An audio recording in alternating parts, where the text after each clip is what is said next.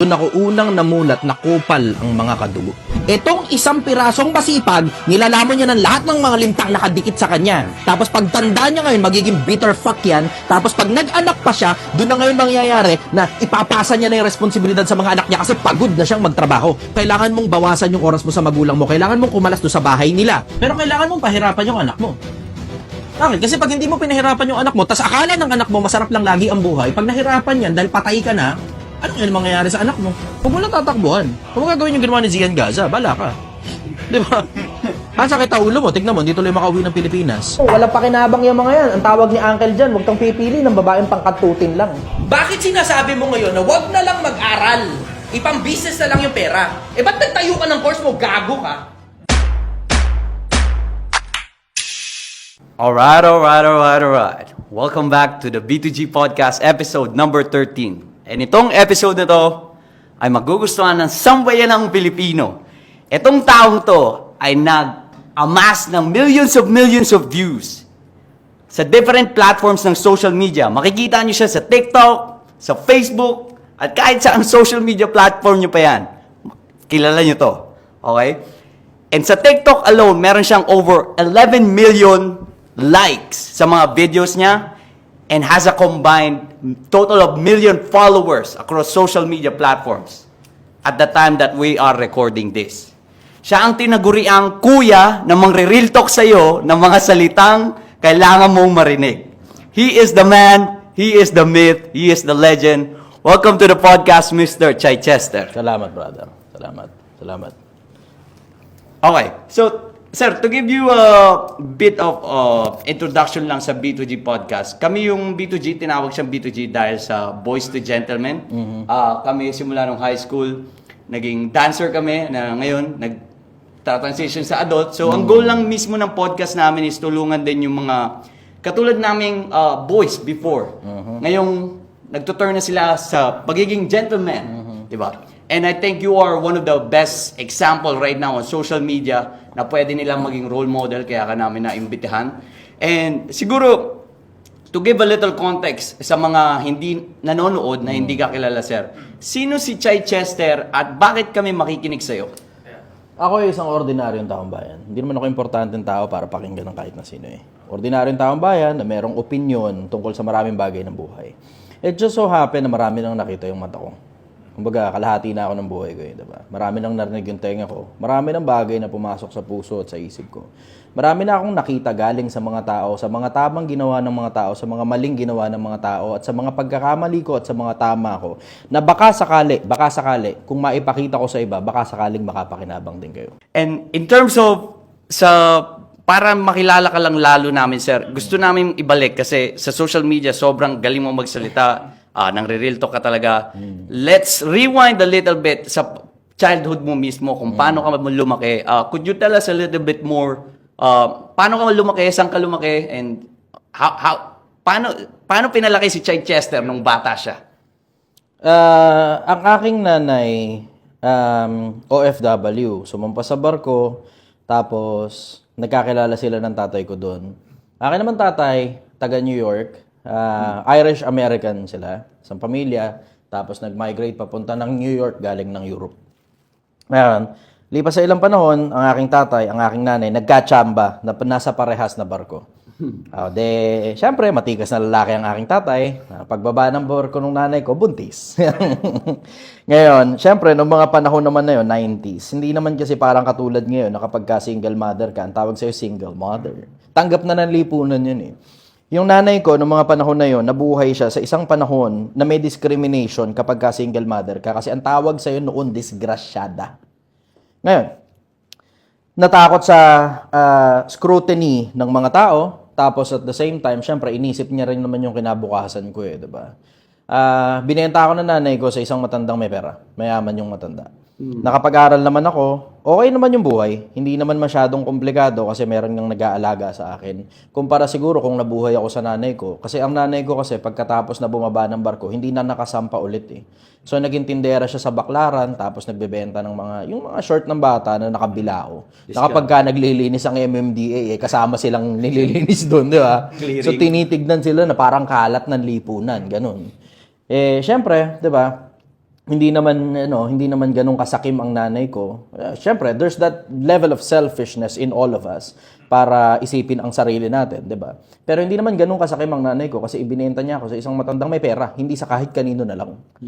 So ngayon, syempre, bukod dun sa may pampaaral para sa akin dun sa napagbentahan sa akin at sigurado siya maaalagaan ako ng maayos sa pamilya na yun, kumita rin naman siya at the same time. Tapos, yun ang naging simula ko. 18 anyos naman ako yung matanda na matay habang nag-aaral ako noon ng kolehiyo. Ngayon, lipas ng ilang panahon, syempre hindi naman ako obligasyon ng mga natitira pang buhay na kamag-anak ng matanda. Pinalayas na ako. Doon na ngayon nagsimula yung tunay na buhay para sa akin na nasa labas ka na at kumakahid ka na para sa sarili mo and you have bills to pay. Ngayon, wala naman akong choice nun. Hindi ko naman kilala yung pamilya ko noong mga panahon na yun. Yung asin mga kadugo ko noong panahon na yun. So ngayon, ako naman, in and out ng bahay ng kung sino-sino. Madalas na pagkakataon nun, nasa kalsada ako, latag-latag lang ng karton, tapos alsabahala na kung saan matulog. Okay lang naman, it was not too bad of an experience kasi ang buong mundo bahay ko. Ibig sabihin nun, ang buong mundo CR ko din.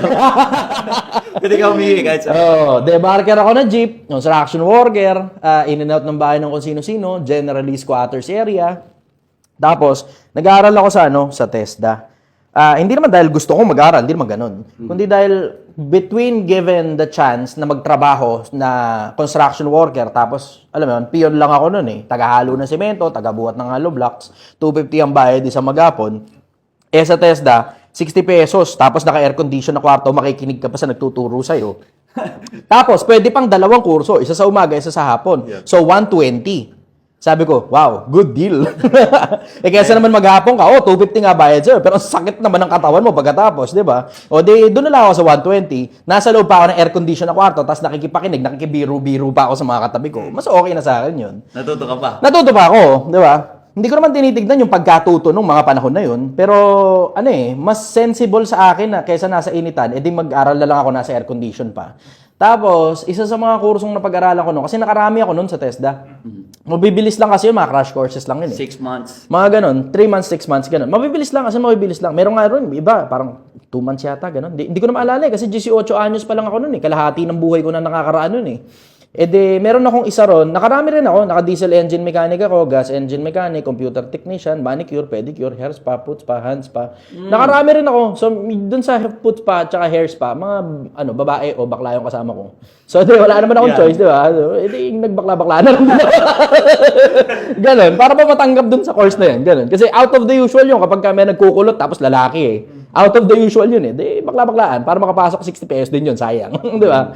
So, paglipas sa ilang panahon, nakachamba ako noon, call center training. Ayun.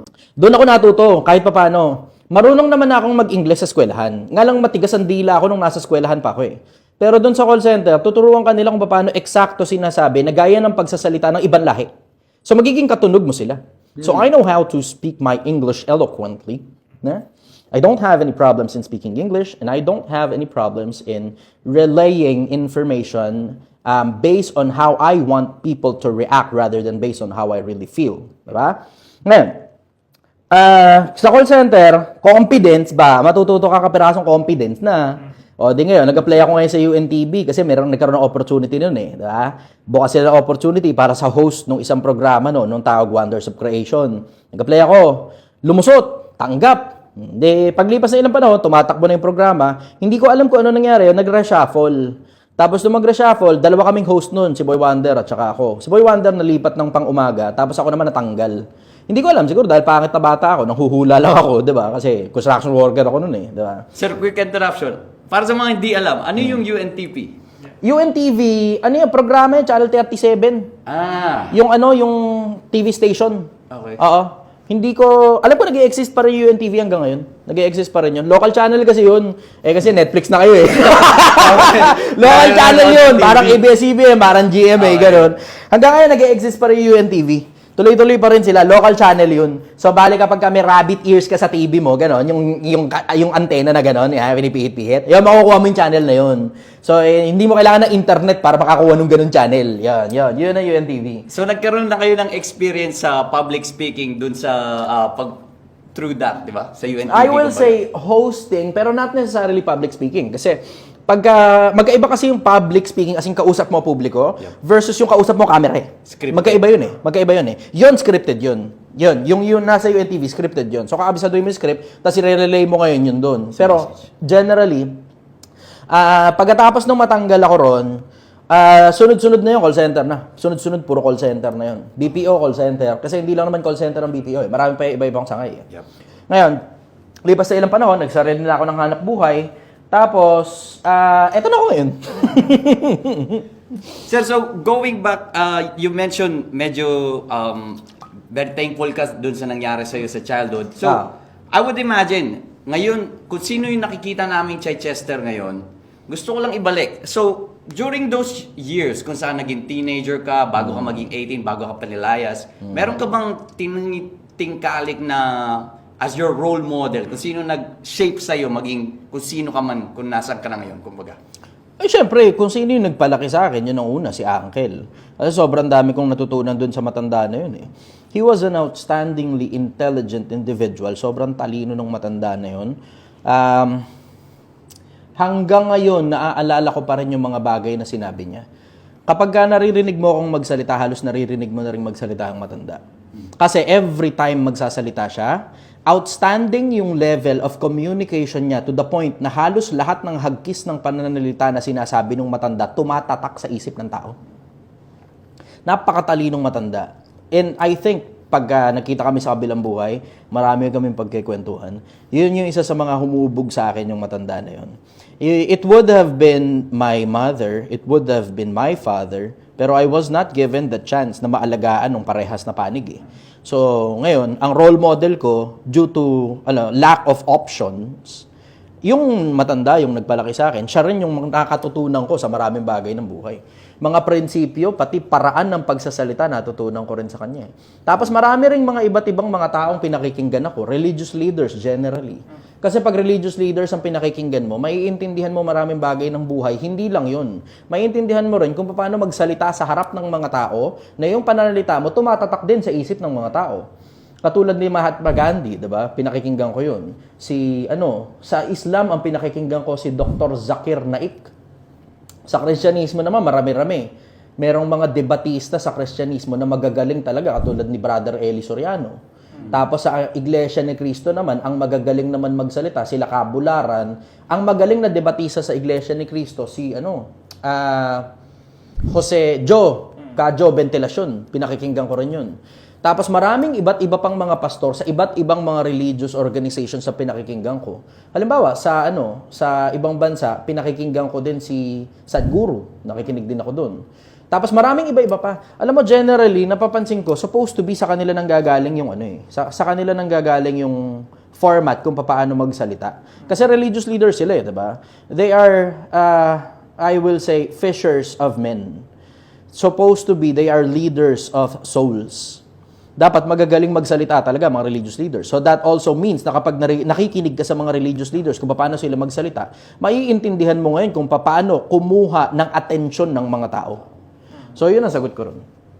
So, may out of curiosity question lang to. Parang tinry niyo po ba hanapin yung mother niyo po if Kilala ko ang nanay ko. Patay na siya. Ako nga nagpalibing sa kanya eh. Kilala ko ang nanay ko. Hindi ko kilala. Binenta ako tapos hindi ko kilala. Hindi ganun. Ang nangyari, pagkatapos akong ibenta, for obvious reason, naubos yung pera. Diba? Hindi nga marunong mag-handle ng finances eh. Normal naman yun sa mga mahirap, katulad ng nanay ko eh. Diba? Ngayon, nung maubos yung pera, ang nanay ko nagpabalik-balik pa ron sa bahay para humingi ng pera. Ngayon, ang nangyari, naging gatasan niya yung matanda. Every time mauubos ang pera, hihingi siya ng hihingi ng pera, hihingi ng pera, hanggang sa ayaw na magbigay ng matanda ng pera. Tapos every time ayaw magbigay ng matanda ng pera, nagte-threaten ang nanay ko na kukunin ako. So wala ngayon choice yung matanda kundi magbigay ng pera. Hanggang mamatay yung matanda. Nung mamatay yung matanda, doon na naghirap ang nanay ko. And during those times, sir, na nagkakaroon sila ng request between each other, nagiging familiar ka na ba na, okay, ito yung nanay ko, alam mo na talaga na... Doon ako unang namulat na kupal ang mga kadugo. Doon ako unang namulat na kupal ang mga kadugo. Sa madalas na pagkakataon, at hindi sa lahat ng pagkakataon, wag mapagkamalian ng kahit na sino. Hindi sa lahat ng pagkakataon, pero sa madalas na pagkakataon, pagkadugo lintayan. Sa madalas na pagkakataon, tignan mo, mga OFW, karamihan sa mga OFW, hindi na makauwi ng Pilipinas kasi majority ng mga nandito sa Pilipinas, linta. Kinakain lang lahat ng pinaghirapan nila, tapos wala silang napapala sa lahat ng pinaghihirapan nila sa abroad. Makaka-relate yung mga nanonood dito galing sa abroad. And actually, sir, meron kaming related na tanong mula sa, minention mo about sa pagiging linta ng mga kapamilya. Meron ka bang thoughts or opinion kung ano sa tingin mo yung pinagmulan ng crab mentality dito sa Pilipinas? I will say kung ano ang puno, siya ang bunga. Yung magulang, naghahatak pababa, yung anak nila maghahatak din pababa. Tapos yung anak nung anak nila maghahatak din pababa. Nakita nila yan galing sa mga magulang nila. Imposibleng hindi. Otherwise, saan manggagaling yung konsepto na ganun? Na, mag-aanak tayo na marami. Tapos yung panganay, ikaw nang bahala ron sa iba, ha? Okay.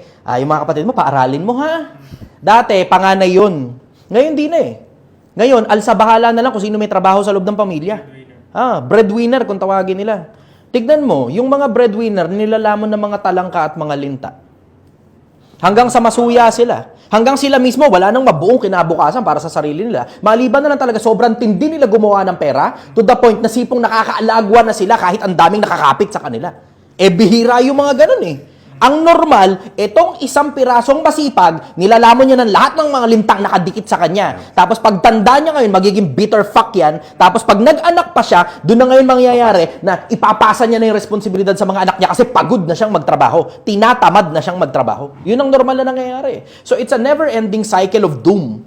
Merong nasa ibabaw na masipag, lalamunin ng lahat ng mga linta hanggang mapagod, ipapasa niya na responsibilidad sa mga anak niya. Tapos yung mga anak niya, ganun din ang gagawin sa mga anak nila. Ganun din ang gagawin sa mga anak nila. Tapos tuloy-tuloy na ngayon, isang malaking bulto ngayon ng mga tao na nanggaling sa isang piraso na napagod na sa buhay kasi nilamon ng mga linta, tapos yung buong pamilya niya linta. Merong isa o dalawa na makakaalagwa galing dun sa ganong klase na sistema. Pero the only way para makaalagwa ka, cut mo muna. Panandalian lang hanggang sa makaalagwa ka. Ikat mo talaga. Wala ka naman choice eh. Hindi naman ang ibig sabihin ng ikat, huwag ka na makipag-usap kahit kailan. Pero kailangan ba talaga araw-araw kayo nakikipagkwentuhan dyan sa mga yan, nahingi naman ng hingi ng pera? Kung pwede naman, baka pwedeng isang beses na lang sa isang buwan o baka isang beses sa isang quarter. Di ba? Yun ang ibig sabihin ng ikat. Babawasan mo lang yung oras mo sa kanila para hindi sila makapanghingi ng pera sa'yo. Yan ang sagot ko. Parang naintindihan ko yung concept na, yun nga, parang kailangan nila talagang kumapit sa'yo since wala naman silang ibang pinagkakitaan. Then ano naman yung masasabi mo sa mga kabataan na yun na parang yung the way na pag-cut off nila sa magulang nila na kailangan mong i-cut off yung magulang mo kasi kinakatasan ka niyan eh. Is that the right way para i-cut off yung magulang mo na yun lang yung Hindi ganun ang proper way. Supposed to be, kasi tingnan mo, sino ba magsasabi ng proper way? Wala namang standard tungkol dyan ng buhay eh. Walang standard tungkol dyan ng buhay. Wala ngang paaralan para maging mabuting anak ka eh. Walang paaralan para maging mabuting magulang ka. Siguro, you will say religious organizations, ganun. Pero yung official school para maging magulang ka, walang ganun. Official school para maging mabuting anak ka, walang ganun. Ang meron sa'yo, tuturo sa'yo lahat ng bagay ng buhay. Including, kasama na rin doon, pati, good manners and right conduct. GMRC, di ba? Yun, tuturo sa'yo yun. Isa lang sa mga subject yun. Pero yung eskwelahan na nakatutok talaga sa pagiging mabuting magulang o eskwelang nakatutok sa pagiging mabuting anak, walang ganun. Walang ganun sa mundo. Ngayon, ano ka ulit yung tanong? yung ano masabi niyo doon sa mga bata ngayon na i-cut off yung magulang mo? Hindi ka-cut off. Hindi ganun ang pagka-cut off. Hindi ganun ang proper way. Para sa akin, always, at all times, igalang mo ang iyong ama't ina. At sa paggalang, hindi naman ang ibig sabihin no, nababastusin mo na sila. Diba? Gagalang mo nga eh. Paano may gagalang? Pag halimbawa, when it's time to cut off, magbabawas ka lang ng oras. Kakamustahin mo pa rin sila paminsan-minsan. Pero, hindi ka na magdidig in dun sa mga problema nila pansamantala kasi okay pa naman sila eh, di ba? And when I say okay, malakas sila. Yung lakas mo kasi, pwede mong i-convert papuntang pera yan eh. Pero ang problema, nire-reserve lang nila lahat ng lakas nila, tapos nanghihingi lang na nanghihingi ng pera, hingi ng hingi. Hanggang dumating yung panahon na sobrang tanda na nila, hindi nila kaya magtrabaho. Hingi eh. Bakit? Kasi tinatamad na nga sila sa buhay eh. Pero supposed to be, ang tamang proseso, yung mga magulang, ang sabi ni Solomon, ang mabuting tao ay naghahanda para sa anak ng kanyang anak. Technically, apo na yun eh. Kung mabuting magulang ka, dapat may pamana ka, hindi lang sa anak mo, pati sa apo mo. 'Di ba? Yun ang mabuting magulang. Hindi naman automatic ang ibig sabihin no, masamang magulang na kagad pagka ano. Pero ang ibig sabihin, mabuting magulang, yung naghahanda ka na para sa susunod na lahi mo. Yun ang mabuting magulang, naghahanda ka sa lahi mo. Pero ang problema kasi, wala naman tayong choice eh. Due to lack of knowledge, due to lack of wisdom, ang nangyayari, yung mga magulang tinatamad magtrabaho tapos nakahilata lang sila. Tapos manghihingi ng pera sa mga anak nilang nagtatrabaho, al sa bahala na kung yung anak nila may nasimulan na ba sa buhay o wala pa. Sa akin naman, walang masasama sa magulang na isang magulang ka, ikaw mismo, tinatamad kang magtrabaho, pero ang bata mo pa, pero pwede ka rin naman magtrabaho, pero ayaw mo magtrabaho, tapos nilalaman mo ngayon yung pinaghihirapan ng anak mo, yung anak mo tuloy hindi makabuo ng sarili niya kinabukasan. Supposed to be, dapat nga ikaw ang magulang na naghahanda ng kinabukasan ng anak mo eh. Ngayon, paano mo ngayon hihiwalayin yung ganong klase ng magulang kapag ikaw ay nasa ganong sitwasyon? This is my opinion. Don't take it na parang official na kailangan mong gawin, pero kailangan mong bawasan yung oras mo sa magulang mo. Kailangan mong kumalas doon sa bahay nila. Tapos kailangan mong bawasan yung oras mo na kausap mo sila. Babawas ka lang ng oras, hindi ibig sabihin nun, completely kakat mo na sila. Hindi ganun. So yun ang sagot ko ron. Last follow-up question about that. Paano naman yung mga yung mga magulang ba na parang pinagyayabang nila, binilang ko ng Pampers ng anak ko, tapos biglang mag-aano yung mga kabataan na, bakit? Ano mo yan trabaho mo yan ba't mo kailangan pagyabang? Like, ano yung thoughts mo doon sa mga ganun? Alam mo, yun yung mga bagay na hindi naman dapat pinagyayabang eh. Kasi pag ginawa mo obligasyon mo, ginawa mo yung obligasyon mo. Diba? Pag hindi mo ginawa yung obligasyon mo, gago ka. Being responsible, hindi pinagyayabang pagiging responsable. Supposed to be standard ang pagiging responsable. Bare minimum. Diba? Bare minimum yun eh. Tingnan mo, katulad ng sabi ni Kristo sa mga apostol niya, 'di ba? Pag nagawa niyo na ang lahat ng mga bagay na ito, inyong sabihin, kami mga walang kabuluhang aliping, ginagawa lamang namin ang aming katungkulang gawin. Pagkatapos mong gawin yung obligasyon mong gawin, ang sabi, kami walang kabuluhang aliping, ginagawa lang namin yung obligasyon namin. Obligasyon mo yun eh. Supposed to be, ano pagyayabang mo sa bagay na obligasyon mo? Ano ka ba, trabaho mo nga yan eh. Para bang ang dating, pag nagtrabaho ka sa kumpanya, tapos ginawa mo yung trabaho mo, popost mo pag ginawa ko yung trabaho ko. Tang-ina mo eh. Expected. Diba? Expected na yun sa'yo. Diba? Hindi yun yung mga bagay na ipinagmamalaki. Dapat, supposed to be, ang pinagmamalaki mo, makatulong ka sa kapwa-tao. Pinagmamalaki mo yun, hindi sa sarili mo. Diba? Hindi sa ibang tao. Sa Diyos. And so to add to that topic as well, sabi mo kanina yung wala naman talagang textbook or wala naman talagang paaralan kung saan tuturuan tayong maging mabuting anak. Pero in terms of you, nakikita ko well-versed ka in terms of Christianity. Can Christianity help someone to become a good child to their parents, you know? Oo, kasi diretso halos lahat naman ng religion wala nagtuturo na gumawa ka ng kagaguhan eh. Siguro maliban na lang kung satanista ka, ganun. Di ba? Ibang usapan yun. Pero halos lahat naman ng religion, wala namang religion na, ganito ang gawin nyo, gumawa kayo ng masama, pinakamasamang gawin nyo sa kapwa-tao nyo. Diba? Wala namang ganun eh. Ang common denominator ng halos lahat ng religion, kabutihan. So isasaksak mo sa sistema mo, lahat ng mga bagay na magiging mas mabuting tao ka. So yun ang sagot ko ron. Ang sagot ko ron, pinaka-general. Kasi tignan mo, pag sinagot mo yan tungkol sa Christianity, ang Islam ganun din naman eh. Pag binasa mo yung librong Islam, gumawa ka na mabuti sa kapwa-tao mo, gumawa ka na mabuti sa asawa mo, gumawa ka na mabuti sa anak mo, gumawa ka na mabuti sa lahat ng tao, tapos pagkatapos nun, magpasalamat ka sa Diyos. Generally, halos lahat ng religion, ganun ang bottom line ng halos lahat ng religion eh. Diba? So, tungkol dun sa tanong mo, tungkol sa Christianity, I will say, in general, halos lahat ng religion, ganun ang sinasabi. Not just in Christianity.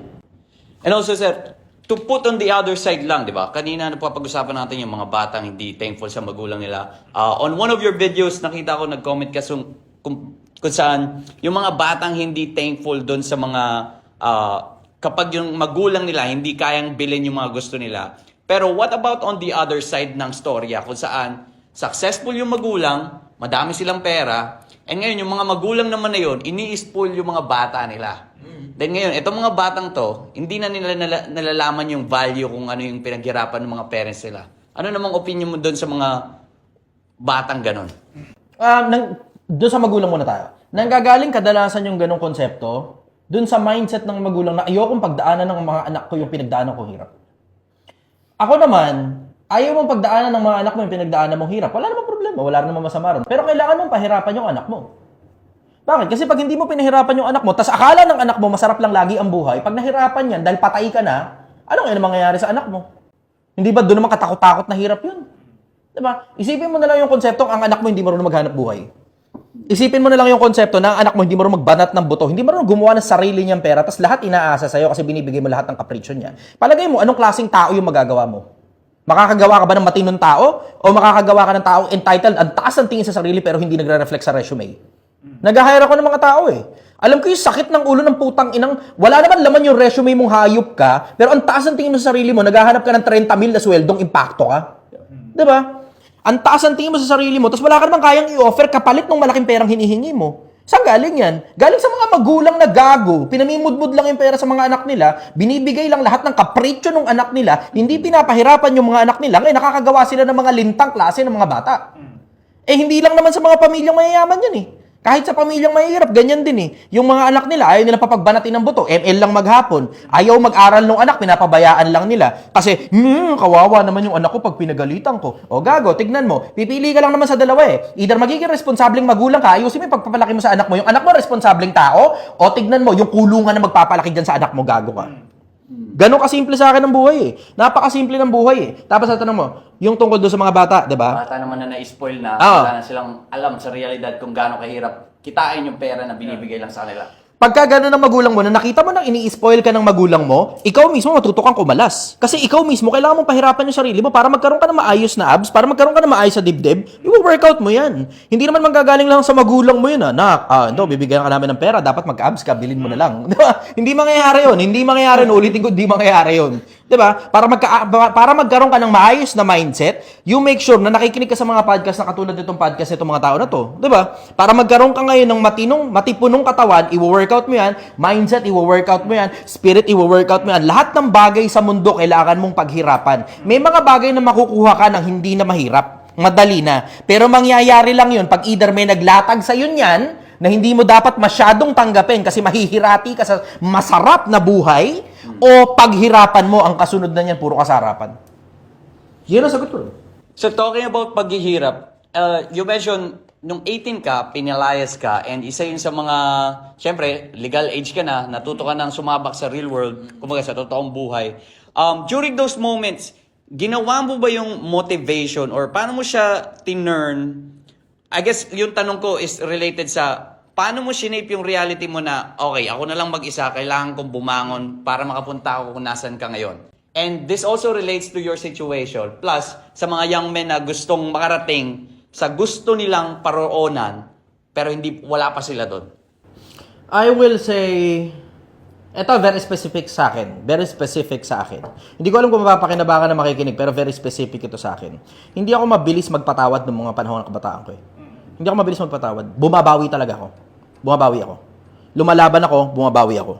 Ganon kasimple sa akin ang buhay. Bakit? Kasi ganon ako pinalaki nung matanda eh. Hindi pa pwede tinatapak-tapakan ka lang ng lipunan. Hindi pwede tinatarantado ka lang, hindi pwede ginagago ka lang. So, diretsahan, bumabawi ako. Ngayon, ano ibig sabihin? Pinalayas ako nun, galit ako. Ang pangarap ko nun, maging mas mayaman pa kaysa sa lahat ng nagpalaya sa akin. Very specific sa akin yun. Very specific sa akin yun. Tingnan mo, hanggang ngayon, wala pa rin ako asawa, wala pa rin ako anak. Kasi tumatrabaho pa rin ako eh. Pero siguro, ang kaibahan na lang ngayon kumpara dati, ngayon natuto na ako magpatawad. Tapos, na-realize ko, kailangan mo rin pala yung galit. Kasi hindi lang basta motivation yung fuel mo para makarating ka rin sa gusto mo marating sa buhay. Hindi motivation lang. Yung galit, malakas na fuel yung brother. Malakas na fuel. Imaginein mo, di ba nakita mo si Elon Musk, nag-launch ng spaceship, di ba? Nag-launch ng rocket papunta sa outer space. Para makalabas ka sa stratosphere, kailangan mo ng malupit na engine fuel. Tapos, yung engine fuel na yon, yung canister ng engine fuel na yon, hihiwalay na yon pag nakalabas ka na sa stratosphere. Tapos magkakaroon ka ng panibagong fuel. Sa akin, personal, gratitude na yun. Yung panibagong fuel. Eventually, paglipas sa ilang panahon, pagkabata ka, maraming ginawa sa akin ni ganito, yung ganito. Hindi, bla bla, lalaban ako. Yung ganong pakiramdam, malakas na fuel yun, ha? Malakas na fuel yun. Tignan mo, pansinin mo, pagka ang militar lumalaban, gigil. Pansinin mo, pagka yung mga fighter lumalaban, gigil. I will break his fucking face! Diba? Ganun sila magsalita eh, diba? Kita mo, gigil. Kasi malakas na fuel ang galit. Imaginein mo, may sasakyan kayo, wala pa?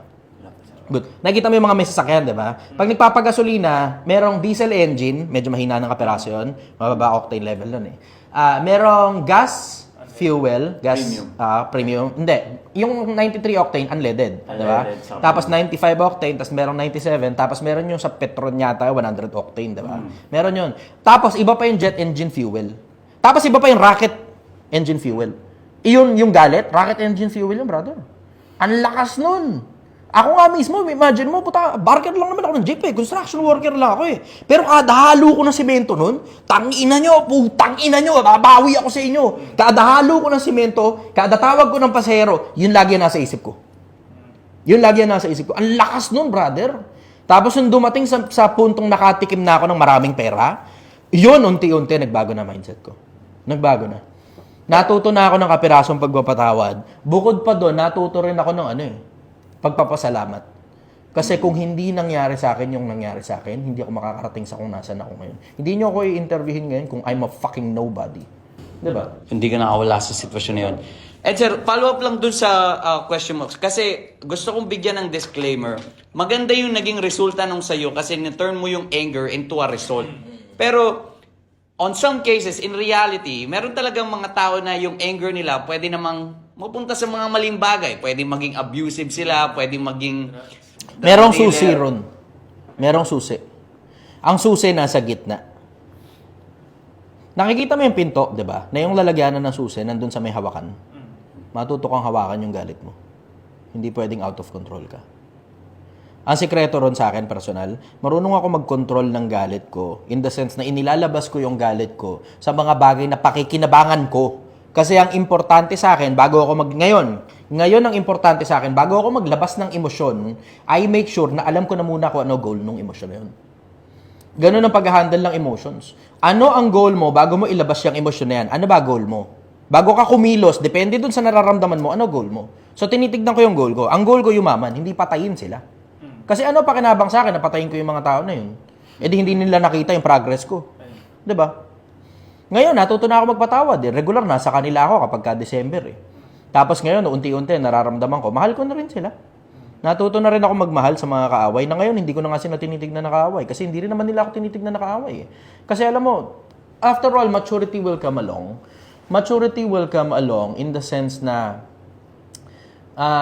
they just had to do what they had to do. Ngayon, unti-unti habang nakikita ko kung paano gumagana ang buhay, nare-realize ko rin at the same time na you just have to put yourself in someone else's shoes eh. Diba? Na may ginawa sa'yong masama ang tao. Lagay mo kaya yung sarili mo sa sitwasyon niya, baka kasi ganun din yung gawin mo pag ikaw yung nasa sitwasyon niya. Diba? Nilagay ko yung sarili ko sa sitwasyon nila. Ano sitwasyon? Patay na yung matanda. Kung mapatay na yung matanda, yung mga kamag-anak, kung ako yung nasa lagay nila, aalagaan ko pa ba tong alaga ng matanda? Masakit sa ulo to eh. Obligasyon ito eh. Plus, yung matanda wala na eh. Plus, hindi ko naman obligasyon yan eh. Ba't sa akin mapapasa ngayon yung obligasyon na yun? Diba? So ngayon, naintindihan ko na ngayon yung standpoint na hindi naman kasi nila ako obligasyon. Hindi rin nila ako kadugo. Yung kumuha sa akin, na maging obligasyon nung kumuha sa akin, wala na.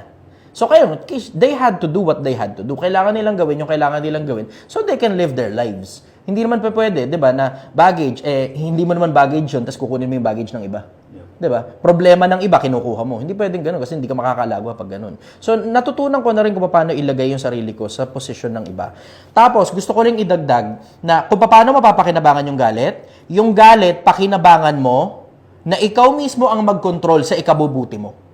Hindi sa ikasasama mo. Dapat alam mo kung saan mo gagamitin ang mga emosyonan. Kasi pag hindi mo alam kung saan gagamitin ang mga emosyon, tignan mo, yung mga pinakamalalaking pagkakamali nyo sa buhay, dahil sa sobra-sobrang emosyon na inilagay mo sa mga sitwasyon, tapos namali ka ng kilos dahil mali emosyon mo.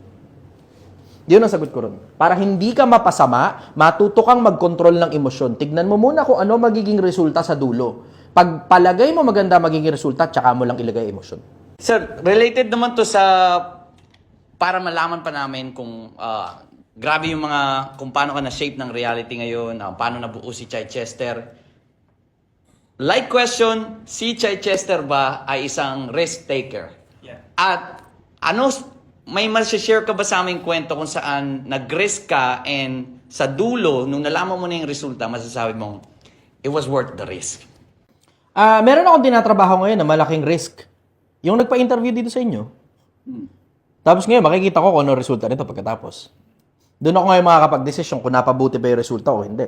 Kasi alam mo, ang bottom line lang naman ng buhay, yung mismong paglabas mo lang, yung paggising mo lang, nagsisimula na kagad ang risk doon eh. Na, paggising mo, ihahakbang mo na yung paa mo sa palabas ng kama. Pwede kang madulas, patay ka. Pag CR mo, maliligo ka, pupunta ka sa kung saan mang event, pwede ka madulas, patay ka. Paglabas mo ng bahay, pwede ka mabanggasan ng sasakyan. So, araw-araw is a risk. Every day is a risk for me.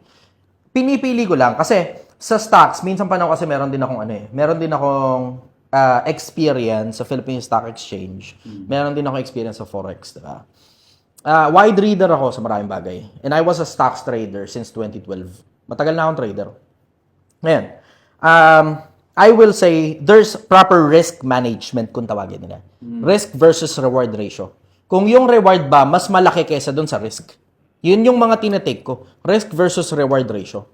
Yun ang kailangan maintindihan ng mga tao eh. Lagi namang merong risk eh. Diba? Pero ano ang risk na wala kang gagawin sa buhay mo? Ang risk nun, dumating ka sa dulo ng buhay mo, wala kang maipagmalaki. Ang mas risk pa nun, pagdating mo sa pinakadulo, patay ka na, haharap ka ngayon sa Diyos, wala kang maipresentang resulta. Yun ang risk nun.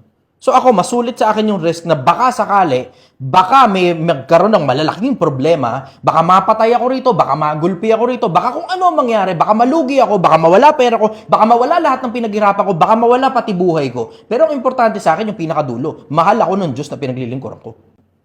Yun ang importante sa akin.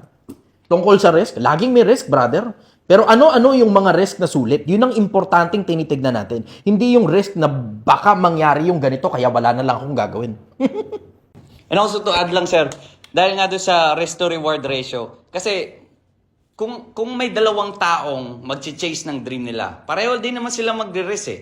Kung ang isang tao na tutungangan na lang, mag-ML, magti-TikTok na lang siya, risk mo yan ngayon kasi nag-e-enjoy ka, pero few years down the line, wala kang matututunan, papalpak ka na, yung mga kaibigan mo na pag-iwanan ka na, or magre-risk kang i-chase yung dream mo, ang loss na pwede mong ma-claim, pumalpak ka, pero matututo ka. Or ang reward na pwede mong makuha, pag nag-risk ka doon, pwede kang makapag-achieve doon sa goal mo at marating kung ano talagang gusto mong marating. And isa doon sa mga, nag-research ako sa mga videos mo, sir, and you mentioned, before you had this breakthrough moment, nung isa sa mga minention mo, nung 25 ka, nag-back to zero ka, and then... Oo, laglagan to ako. 3 years after, nakapagpatayo ka na ng una mong building. So, this question relates towards, how does one bounce back once they hit zero or the rock bottom? Paano ka Wala ka namang option, brother eh. 'Di ba? Pagka bumagsak ka ng bagsak na bagsak, wala ka namang option eh. There's nowhere else to go but up. 'Di ba? Wala kang ibang pupuntahan, brad. Ganun lang naman sa akin kasi simple buhay eh. Alam mo, lahat ng mayayaman nakatikim ng lugi. Pag mayaman ka, di ka nakatikim ng lugi, pakyo ka, sinungaling ka, gago. Ganun ka simple yun. Yung mga yayabang-yabang sa social media, tignan mo, antay malugi yan. Pag nakikita mo hindi na siya masyado, pag nakikita mo hindi na sila masyado nagpo-post ng mga kayabangan nila, yan, nagsisimula na malugi yan, tumatahimik na. Bakit? Kasi ang wakas ng kapalaluan ay kahihiyan. Ang wakas ng kayabangan, lagi yan pagkabagsak. Lagi yan. Matagal na ako nagbabasa ng mga lumang libro, tapos nakita ko, sa kaarugantehan, tangina, ang dulo niyan, lagi bagsak ka. Laging ganun. Yung mga yayabang-yabang sa social media, abang ka ng kapiraso, tignan mo, mananahimik yung mga yan. Tapos pag tumahimik sila, alam mo na, bumababa na yan. Bakit? Kasi laging nakapost lahat sa kanila eh. Di ba? Yung mga fancy sports car nila, mga Rolex nila, puro putang ina mo, peke naman. Kilala ko yung mga tao na yan eh. Mga patek nila, peke din. Hindi ka nagtataka, tangina, yung mga tao na yun, may naka-Rolex ka. Tapos nakapatek ka. Tapos hindi mo pinakita kung saan mo binili yan. Eh lahat ng araw-araw mo nakapost sa social media, hindi mo pinakita kung saan mo binili yan. Tangina, wag mo akong gaguhin, peke yan, gago. Tangina mo, lumantugtugin na ako. Matagal na akong buhay. Sobrang tagal na nga, sobrang haba na nga ng buhay ko eh, 'di ba? Ang tagal ko ng buhay, marami na ako nakitang mga taong umangat, marami na ako nakitang mga taong bumagsak. Ako rin mismo eh, nag-up and down din ako eh. Up and down din naman ako sa buhay eh. Walang tao dire-diretso lang pag-angat mo, hindi ka bumagsak kahit kailan. Wag ako. Tangina, Jeff Bezos nga nung maghiwalay sila ng asawa niya, nahati yung kayabanan niya eh. Jeff Bezos na yun ha. Sino ka? Jeff Bezos na yun eh. Imagine mo yung konsepto na gano'n, di ba? Alam mo, ang buhay, up and down, up and down, up and down. Gano'n kasimple yun. Ngayon, nadapa ka, buwangon ka uli. There's nowhere else to go. Di ba? Papakamatay ka? Gusto mo simulan yung buhay mo sa kabila ng ang huling ginawa mo, kasalanan? Sigurado ka ba? Diba? Kasi alam mo, may mga negosyante kasi akong kilala, personal. May mga pera sila, mayaman sila. Tapos isinabit yung sarili nila sa kisame, gamit yung cheap na wire na galing sa nagaling sa mikropono nung putang inang videoke nila. Diba? May mga tao akong nakilalang ganun eh. Meron akong mga taong nakilala na maraming pera, pero pinasabog yung ulo nila. Nakabalita naman na kayo ng ganun in the past eh, di ba? Ang daming taong ganun eh. Alam mo, simple lang naman ang buhay eh. Pag bumagsak ka, there's nowhere else to go but up. Wala ka ibang pupuntahan. E-end mo yung buhay mo? Sigurado ka? Gusto mo yan? May ilalalim pa yan. Maniwala ka. Akala mo rock bottom na yan. May ilalalim pa yan pag hindi mo tinrabaho yan. Simple lang, kumilos ka.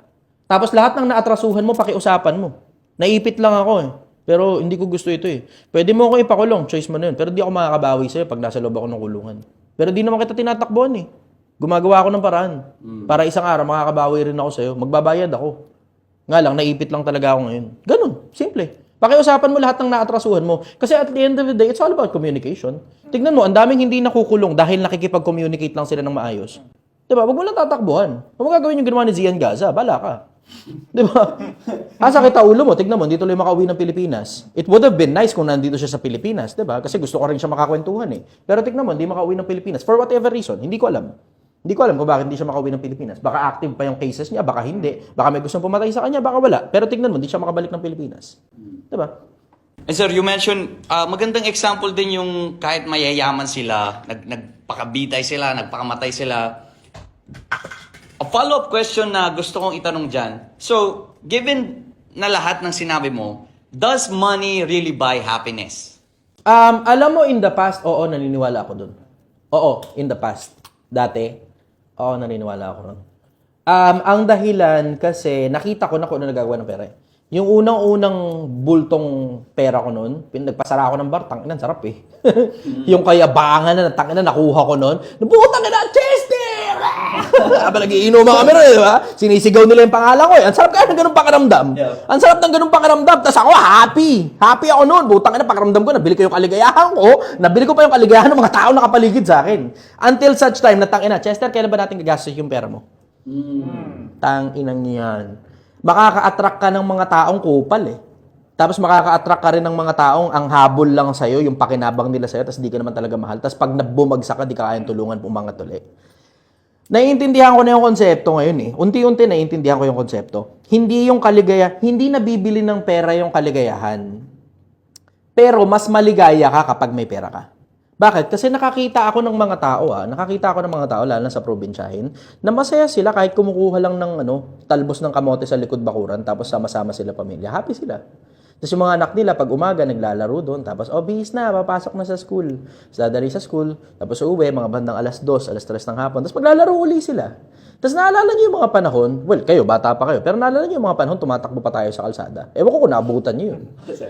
Pero nakita ko yung panahon na walang pera eh. Tapos naalala ko nung panahon na bata ako, yung walang bills. Wala namang pera nga eh. Tambay lang sa labas. Diba? Tambay lang sa labas. Sa mga kasama mo, diba? Alam mo, ito nakita ko.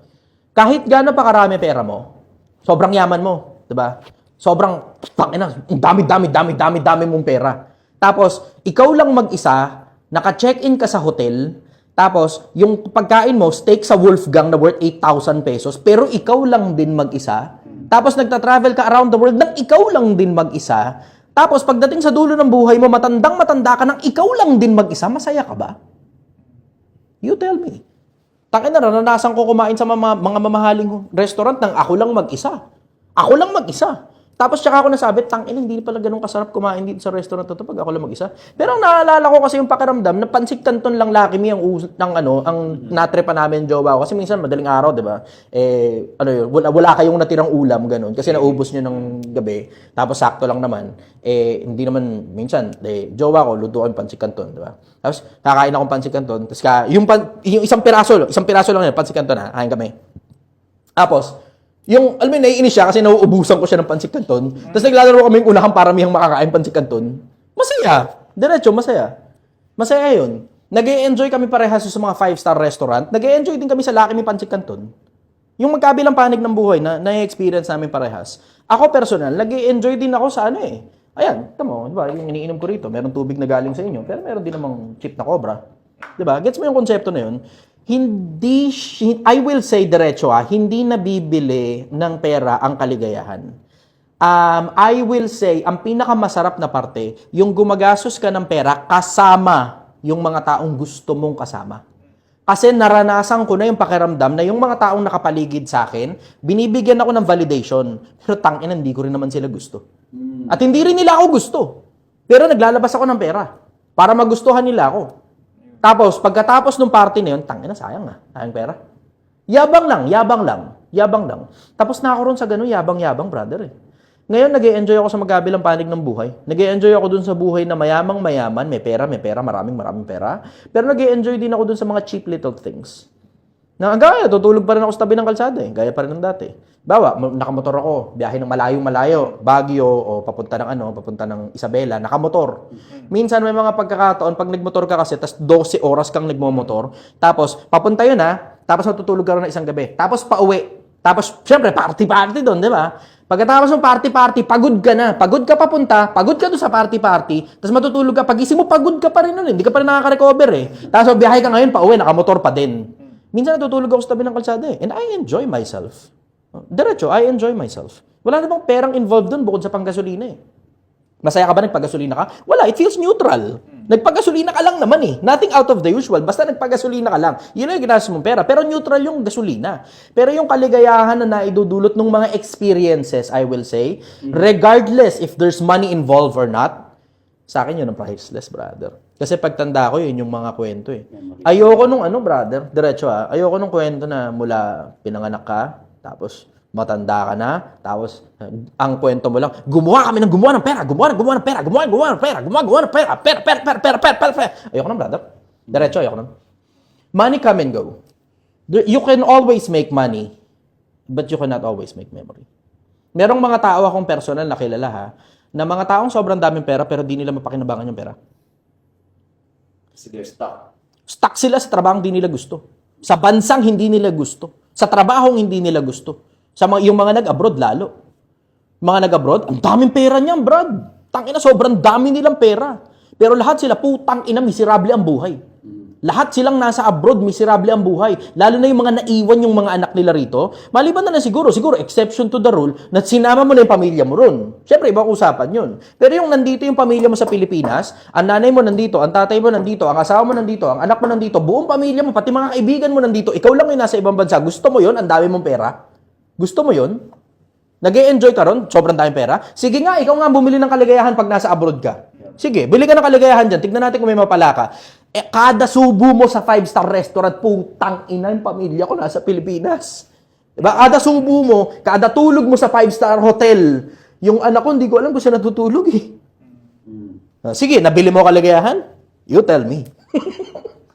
And sir, related to sa sinabi mo, meron din mga mayayaman na nasa taas sila, kumakain sila mag-isa, hindi nila din sabi kung nabibili ba talaga yung happiness doon. Pero paano naman kung dadating ka sa sitwasyon where meron kang mga kaibigan na gusto mo silang makasama pataas, pero dumadating sa point na ikaw na lang yung nagtatry and dumadating sa point na pag-iiwanan mo na sila. And ang ending, parang nagiging bagahe mo na sila. Ano yung gagawin mo sa ganung sitwasyon? Straight laglag mo na. Kahit gusto mo pa sila makasama. Straight laglag mo na. Hindi ang gusto mo na susunod sa buhay. Kailangan mangyari yung kailangan mangyari. You have to do what you have to do. Bakit? Kasi mutual ang pag-angat, brad. Kung may tutulungan kang ibang mga tao, natulungan mo na yung sarili mo. Ngayon gusto mong tumulong sa iba. Ayaw nila tulungan yung sarili nila, laglag mo sila. Bakit? Kasi hahatakin ka niyang pababa. Lahat na lang iaasa sa'yo niyan. Tapos darating sa puntong ang gusto na lang nila, ibigay mo yung pera mo sa kanila. Ayaw nilang trumabaho. Pag ayaw trumabaho, tamad na tao. Tayo na, basurang tao sa akin yan. Ganon kasimple. Hindi ako para tumulong sa mga basurang tao. Either tutulungan kita, gagawan mo rin paraan yung sarili mo, o bala ka sa buhay mo. Bakit? Kasi tignan mo, kahit naman ang Diyos ganon di ba? Kahit anong buti ng Diyos, kahit anong tulong ang gawin sa'yo ng Diyos, pag ikaw ayaw mo, maimpyerno ka pa rin, impacto ka. Ganon kasimple yun. Hindi Diyos lang ang tatrabaho para sa'yo. Ano, pabayaan ng Diyos, tamad ka? Oh. Hindi tatanggapan Diyos ang tamad sa langit. Dasal-dasal lang. Nasa Diyos ang awa. Nasa tao. Tamo. Usapang love life naman. Patay. may babae na bang nagpaiyak kay Chichester? Suki ako ng ganyan, Brad. Suki ako ng ganyan. Yung mga nagiging jowa ako dati, sumasama sa mga tropa. Tangina, bad trip yun. Bad trip yun, Brad. Bad trip yun. Tangina, hindi nakakatuwa yun. Hindi talaga nakakatuwa yun. Pinakaunang jowa ako hindi ko makakalimutan. 16 yata ako nun, 16. So, ako rin naman, gagong bata rin naman ako, di ba? Gagong bata rin naman ako, pero di naman ako nakabuntis na maaga, di ba? Gagayon, wala pa rin anak eh. Pero, 16 ako noon, merong magandang babae sa kabila section. Tapos, hindi ko na maalala yung detalye, basta ang alam ko nilagayan ko na siya noon. Tapos, sinagot niya ako noon. Tapos, turns out, kaya pala niya ako sinagot 3 months after, tsaka ako lang naintindihan. Kasi yung tropa ko pala, nasa nanggandikit ko, na isang grupo lang naman kami noon, sabay-sabay kaming kumakain, ex pala niya yun. Para makabawi sa ex niya, tangina pa, nakipbutas ako. Ginawa ang rebound. Putang ina, di ba? Hindi kaya nakakatuwa yun. Tangina, hindi masaya yun. Tapos, nung naghiwalay kami noon, 3 buwan lang yun eh. Pero putang ina mo, 1 taon ako umiiyak mo, Brad. Tapos, pangalawang jowa ko, nung maghiwalay kami, napunta rin sa tropa ko. Putang ina talaga. Yung pangatlo, ganun din. Putang ina mo! Suki ako lang ganyan. Ewan ko, napakaalat sa akin nun. Ngayon, wala nang gagawa sa akin ng gano'n. Kasi general rule ko yan eh. Huwag nung pakikialaman yung jowa ko. Tangina, maniwala ka, kakalas yung panga mo. So kung babalik ka dun sa version ni Chichester na bata pa siya, kanino yung mali? Sa pagpili ng jowa o sa pagpili ng tropa? Nasa edad. Nasa edad. Bata pa ako nun eh. Tanga pa ako nun eh. Nasa edad. Wala, bata pa eh. Bobo pa ako nun, tanga pa ako nun. Hanggang ngayon naman, bobo pa rin naman, tanga pa rin naman. Pero tangina, marunong na ako mamakyong ngayon. Pero if you were to give an advice naman dun sa version mo na 18 years old or 16 years old dun na heartbreak ka, meron ka bang dating advice sa kanya ngayon na babaguhin mo nung time na yun? Oh, tangina. Gusto mo yung straight out practical? Straight out practical dito wala ka na maipa-follow up question. Pero bibigyan kita mamaya na maipa-follow up question mo dyan. Sige. Bahay at mga kayamanan ay minamana sa mga magulang. Ngunit ang mabait na asawa galing sa Panginoon.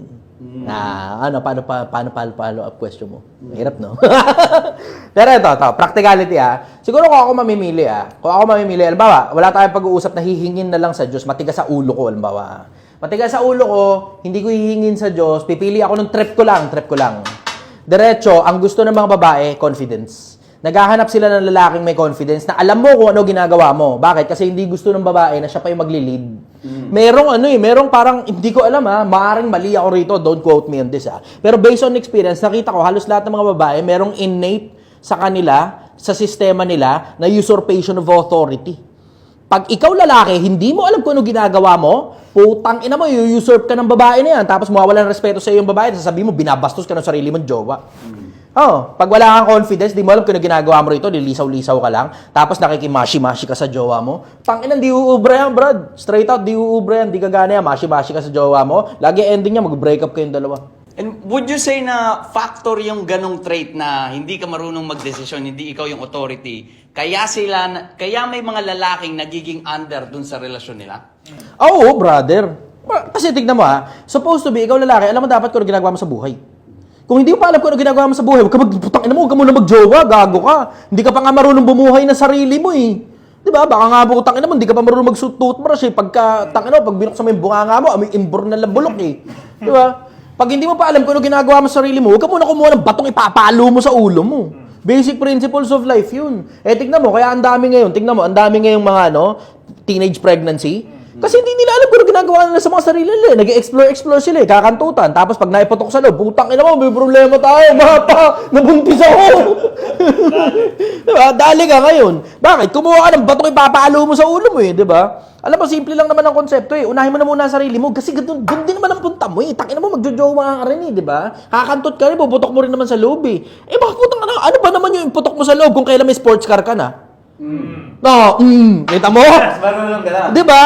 May bahay ka na. Diba? Maayos ang karir mo. Kilala ka ng mga tao. Nire-respeto ka ng mga kapwa mo lalaki. Tsaka kayo kumantot. Diba? Ganon kasimple. Diba? Huwag mo nang pasakitin yung ulo mo nang hindi mo pa alam kung ano ginagawa mo rito. Tapos kukuha ka pa ng jowa na tangina mo mas matikas pa kaysa sa iyo yung babae. Yun ang sagot ko ron. And Paano naman sa sitwasyon kung saan merong isang lalaki, meron siyang pangarap, nagpakahirap siya dun para sa pangarap niya, nagsakripisyo, bumuo ng empire. Ngayong nasa taas na siya, paano naman siya pipili ng karapat-dapat tumayo beside him as a queen? Paano siya makapili ng deserving na asawa? Ang kailangan mong makuha, yung magaling sumuporta. Kasi, di ba, sabi daw nila, in every great man, there's a woman behind. Parang ganun, something to that effect, di ba? So, ang kailangan mong kunin, pag alam mo na kung ano ginagawa mo, ang kailangan mong kunin yung magaling sumuporta. Hindi yung tangina mo, may sariling direksyon yung babae. Di ba? Ibig sabihin, ikaw lalaki, may direksyon ka, tapos yung babae, may direksyon din. Tanda mo, puta, walang kaharian, dalawa hari. Walang bansang, dalawa presidente. Pag butang ina mo, dalawa presidente mo, magkakaroon ka ngayon ng ang tawag nila doon, power struggle. Hindi magkaintindihan kung sino ba talaga nasusunod. Walang organization na dalawa CEO. Walang ganun. Tangina mo, organization nyo, dalawa CEO. May diferensya yan, maglalaban yan dalawa na yan. Hindi bali kung, alam mo yun, maraming manager sa ilalim. Pero tignan mo, kanya-kanya ng team yun. Walang isang pirasong team, dalawa manager, walang ganun. Isa lang ang masusunod sa ibabaw. Kukuha ka ngayon ng babae, tapos sasakit ang ulo mo kasi may sariling direksyon yung babae. Ikaw, dito direksyon natin. Yung direksyon ng babae, dito, tapos hinahata ka papunta rito. Okay, puta, friction yan, brad, babagal yan. Kahit sa negosyo, inaalis ang friction. May mga friction na gugustuhin mo. Paminsan-minsan. Paminsan-minsan. Bakit? Kasi isipin mo, kung limbawa, yung sasakyan mo, walang brake. Putang ina mo, dire-diretso ka nun sa bangin. Di ba? Kailangan mo friction paminsan-minsan, pero putang ina mo, paminsan-minsan lang yan. Pag may stoplight, kailangan mo ng friction. Alam mo yun, kailangan mong bumagal, kailangan mo ng friction. Pag kailangan mo bumagal. Pero pag kailangan mo magtumulin, kailangan kasama mo ngayon yung buong sistema na nasa loob ng sambahin mo. Ganon kasimple konsepto. Kung kukuha ka ng babae na susunod sa'yo, pero hindi ang ibig sabihin nun, lahat na lang ng gusto mo susundin ng babae. Kailangan matuto rin maging friction yung babae paminsan-minsan. Kasi ito nakita ko tungkol sa mga babae in general, yung mga babae, kapag palagay nila may diferensya sa'yo, sasabihin yan sa'yo. Pag hindi ka marunong makinig, putang ina mo, mapapasama ka. Yun napansin ko. Sasabihin, pero hindi ang ibig sabihin, i-usurp yung authority. Hindi ganun. Hindi ibig sabihin na, hindi ka marunong, ako na lang. Hindi ganun. Pero matuto yung babae, kung pipili ka ng babae, dapat unang-una sinusuportahan ka sa lahat ng mga kailangan. Kailangan mangyari. Kailangan mong magtrabaho, dapat nakasuporta siya sa pagtatrabaho mo. Kailangan mapalaki ng maayos yung mga anak, kailangan nakasuporta siya sa iyo sa pagpapalaki ng mga anak. Kailangan mong maiayos yung sarili mo, dapat nakasuporta siya sa iyo. Kasi paminsan-minsan bumabagsak ang mga lalaki. Dapat yung babaeng pipiliin mo, yung babaeng susuportahan ka kahit bagsak ka. Nangyayari yan, brad. Nangyayari yan. Tapos, at the same time, dapat marunong ding tumingin sa paligid yung babae. Para ikaw nakatingin dito, yung babae nakatingin sa buong paligid. Pagka may diferensya, sasabihin bubulong kagad sa'yo niyan. Marunong bumulong ang babae. So, kung ako mamimili, kunyari, si Raulo, kung di ako sumusunod sa Diyos, kunyari, ganun ako mamimili ng babae.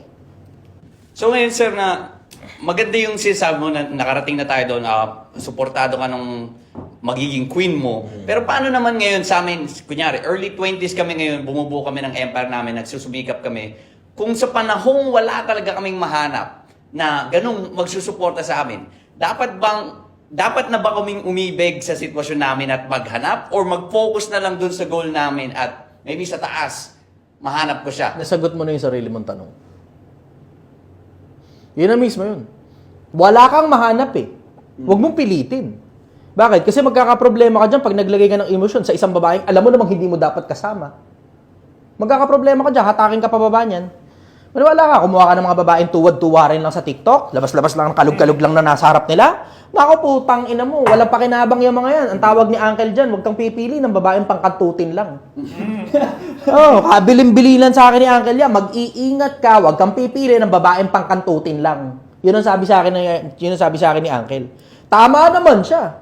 Kaya tignan mo, pagkatapos ng mga panahon na patay na si Uncle, karamihan, I will say majority, I will say good 90% ng halos lahat na naging jowa ko pan long term. Hindi short term. Yung aking kasintahan ngayon, walang taon na kami. Yung bago yon 6 na taon. Pang long term. Hindi pang kantutin lang. Kasi may mga babaeng pan side chick lang talaga eh.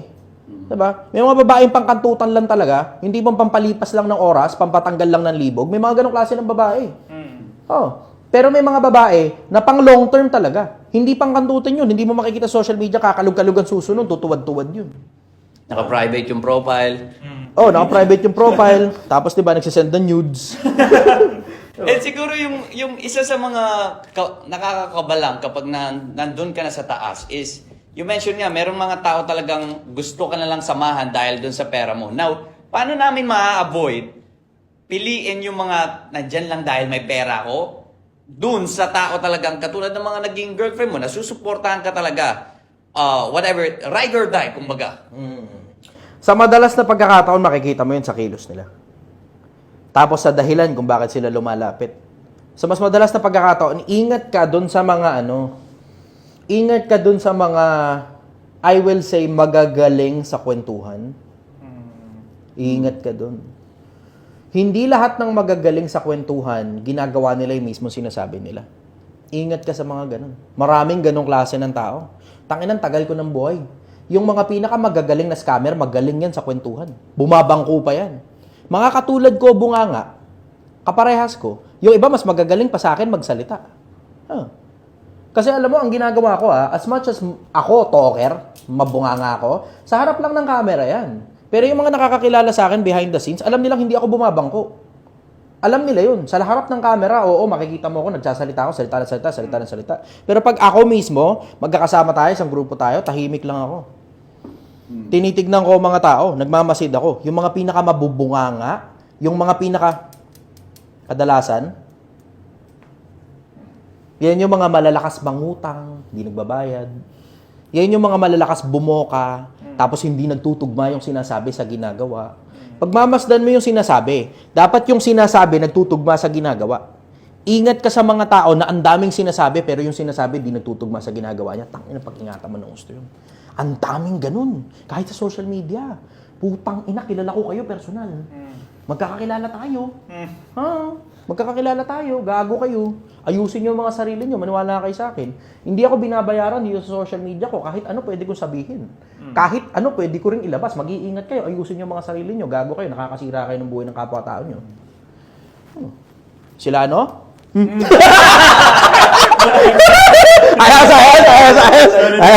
Ayos. And, sir, on the more controversial side naman, Yeah. anong opinion mo sa polygamy or sa mga taong may multiple girlfriends? Masakit sa ulo yan, Brad. Gusto mo ito, practicality Labas usapang makajos. Labas usapang Biblia, usapang Quran, etc. Hindi. Masakit sa ulo yan, Brad. Masakit sa ulo. Naisip mo ba yung konsepto na, jowa kita, jowa din kita. Kunyari babae kayo. Mahirap kasi pagka pare-pares tayo lalaki, puta. Sausage party to. Diba? Babae ka rin, diba? Naisip mo yung konsepto habang nag-date kami nito, tapos nakita mo kami. Selos. Tangina mo, skandalo yun, Brad. Buti kung selos lang. Skandalo yun. Parehas tayong magjojowa eh. Diba? Yung masakit sa ulo yun. Eh, kung mabidyohan ka pa. Gago. Tangina mo. Huwag mo kakalimutan, puta. Hindi tanggap sa publiko pag ang lalaki nananakit ng babae. Pero tangina mo, tanggap sa publiko pag yung babae nananakit ng lalaki. Merong ganun discrimination ng publiko. Pag, babae ka, ginugulpi kita, tangina magagalit sa akin ng taong bayan. Pero pag ikaw babae, ginugulpi mo ko, yan, tangina mo, tama lang yan, gago ka kasi, babaero ka kasi, kasalanan mo yan, gago. Diba, nakita mo yung nangyari kay, diba, yung mga nasa showbiz recently, na nahuling ng babae, tapos hiniwalayan siya ngayon. Mahirap na lang magsalita, pero kilala niyo yung ibig ko sabihin. Nakita mo, diba, ngayon, magko-comment yung mga yan, tignan mo. Sabihin nila kung sino yun. Chismoso kayo no? Kung tangina yung chismoso kayo Updated yan mo. Nakita mo yung konsepto na ganun, diba? So, hindi tanggap ng publiko pag ang lalaki nananakit ng babae. Pero pag ang babae nananakit ng lalaki, tanggap eh. Hindi ko alam bakit may ganun discrimination eh. Siguro dahil, meron kasing level na parang, ang dating, parang, alam mo yun, kaya mo namang i-depensa yung sarili mo eh. Pag sinasaktan ka ng babae, madalas na pagkakataon, kasalanan mo yan eh. Ganun ang konsepto, ganun ang mindset eh. Kasi hindi naman normal na nananakit ang mga babae. Hindi normal yun, out of the usual yun. Lalo na, lalaki yung sinasaktan ng babae, kayang pumalag ng lalaki eh. Diba? Kayang pumalag ng lalaki. So kung kaya mong pumalag, hindi ka pumapalag, madalas, ang tingin ngayon ng tao sa'yo, kasalanan mo yan, kaya hindi ka ngayon makapalag. Ganun ang dating. Hindi ka makapalag kasi kasalanan mo yan. Ngayon, tungkol sa pagpaparami, Brad, masakit sa ulo yan. Diretsahan, masakit sa ulo yan. Masarap lang yan pang kantutan. Pero pagkatapos ng kantutan, gusto mo yun? Ang dami. Masakit sa ulo yan. Tingnan mo, katulad nyo, may nagpo-promote nga nun, pagparami daw ng asawa. May nagpo-promote nun. Masakit sa ulo yan. Tignan mo, nabawasan siya ng isa. Diba? Diba? Kita mo, masakit sa ulo yan, Brad. Masakit sa ulo yan. Kasi, yung nga lang isipin mo to isang babae pa lang, pag nag-tantrums tong putang ina kasi magkakaroon na siya, naisip mo ba yun? Tapos nasabayan pa, parehas kayo, sabay kayo halimbawa na nagkakaroon. Tapos kayong dalawa ngayon, binubungaan ako sa kabila. Takan mo. Dito buhakan sa kanan, buhakan sa kabila. Tapos yung parehas na yun, takin mo, alam mo ngayon sagutin, maya. Masakit sa ulo yan. Pili ka lang ng isa. Tapos yung isa na yun, dapat kaya kang suportahan hanggang magtagumpay ka. Pili ka lang ng isa para wala kang sakit ng ulo, para wala kang problema. Alam ng Islam yan. Kasi ang Islam nagpaparami sila, yung iba sa kanila nagpaparami ng asawa eh. Pero tignan mo, tama, pupusta ako sa'yo, may mga magko-comment dito Islam. Sila mismo, sumasakit ang ulo nila dun sa ibang mga, yung maraming asawa, sumasakit ang ulo nila ron. Huwag sabihin sa akin hindi. Yung isa binilan mo ng ref, tapos mas malaki yung binili mo rito kaysa doon sa kabila, tapos nalaman nito ngayon, mas maganda yung binigay mo sa kanya. Naku, putang ina mo, katakot-takot na selusan na yan. Masakit sa ulo yan. Masakit sa ulo yan. Kahit nga ang Islam, hindi pinopromote yung pagpaparami ng asawa, polygamy. Hindi nila pinopromote yan. Sabihin, bakit yung nakasulat? Pwede. Pwede. Magkaiba yung pwede sa pinopromote. Magkaiba yun. Ano ibig sabihin? When circumstances aligns, pwede. Ganon sa Islam eh. Pero hindi pinapayagan na irresponsable pa ako, magpaparami pa ako. Irresponsable pa nga, sarili ko ang buhay, di ko pa maayos, magpaparami pa. Masakit sa ulo yan. Ulitin ko, masakit sa ulo yan. Masarap lang yan pagkantutan. Pero kapag kayo nagsisimula na magbunga nga ngayon yung dami ng mga babae mo, tignan natin kung kayanin mo pa. And also, gusto ko lang din i-add dun sa punto, parang nagiging common misconception ng mga tao, parang kapag nakikita nila sa social media, promote maging madaming asawa, maging madaming girlfriend, yung kasi mga role model na ginagawa nila na may madaming asawa, nasa posisyon din sila, pakainin yan, patirahin yan, nandun sila sa posisyon eh. Kumbaga, baka naman kasi sa mata ng social media, nagiging role model nila yun ngayon, dun pa nga lang sa estado nila, hindi nila mapakain sarili nila, hindi pa nga sila successful as their self. Ngayon, mag-i-involve pa sila ng multiple na jowa na gusto nilang pakainin din. Gusto mo ito mas malalim? Ito mas malalim. Merong kakaibang kapangyarihan ng mga babae, hindi lang alam ng mga babae. Ito just between all of us, at saka yung mga nakikinig, kundi lang sikreto lang to. Merong kakaibang kapangyarihan ng mga babae. Out of the usual nga ito sa sa merkado, hindi ko alam kung bakit hindi halos, Brad, halos hindi alam ng mga lalaki to. Imaginein mo, isipin mo yung konsepto Ang konsepto, ang mga babae kayang humilot ng utak ng lalaki. To the point na kung ikaw may pera ka, mayaman ka na, tangina magbabayad ka ng mahal para sa masikip, para sa masarap. Isipin mo yung ganung konsepto. Na puta kahit magkano, basta ito talaga eksakto yung gusto mong babae, kahit magkano babayaran mo para makuha mo lang yun.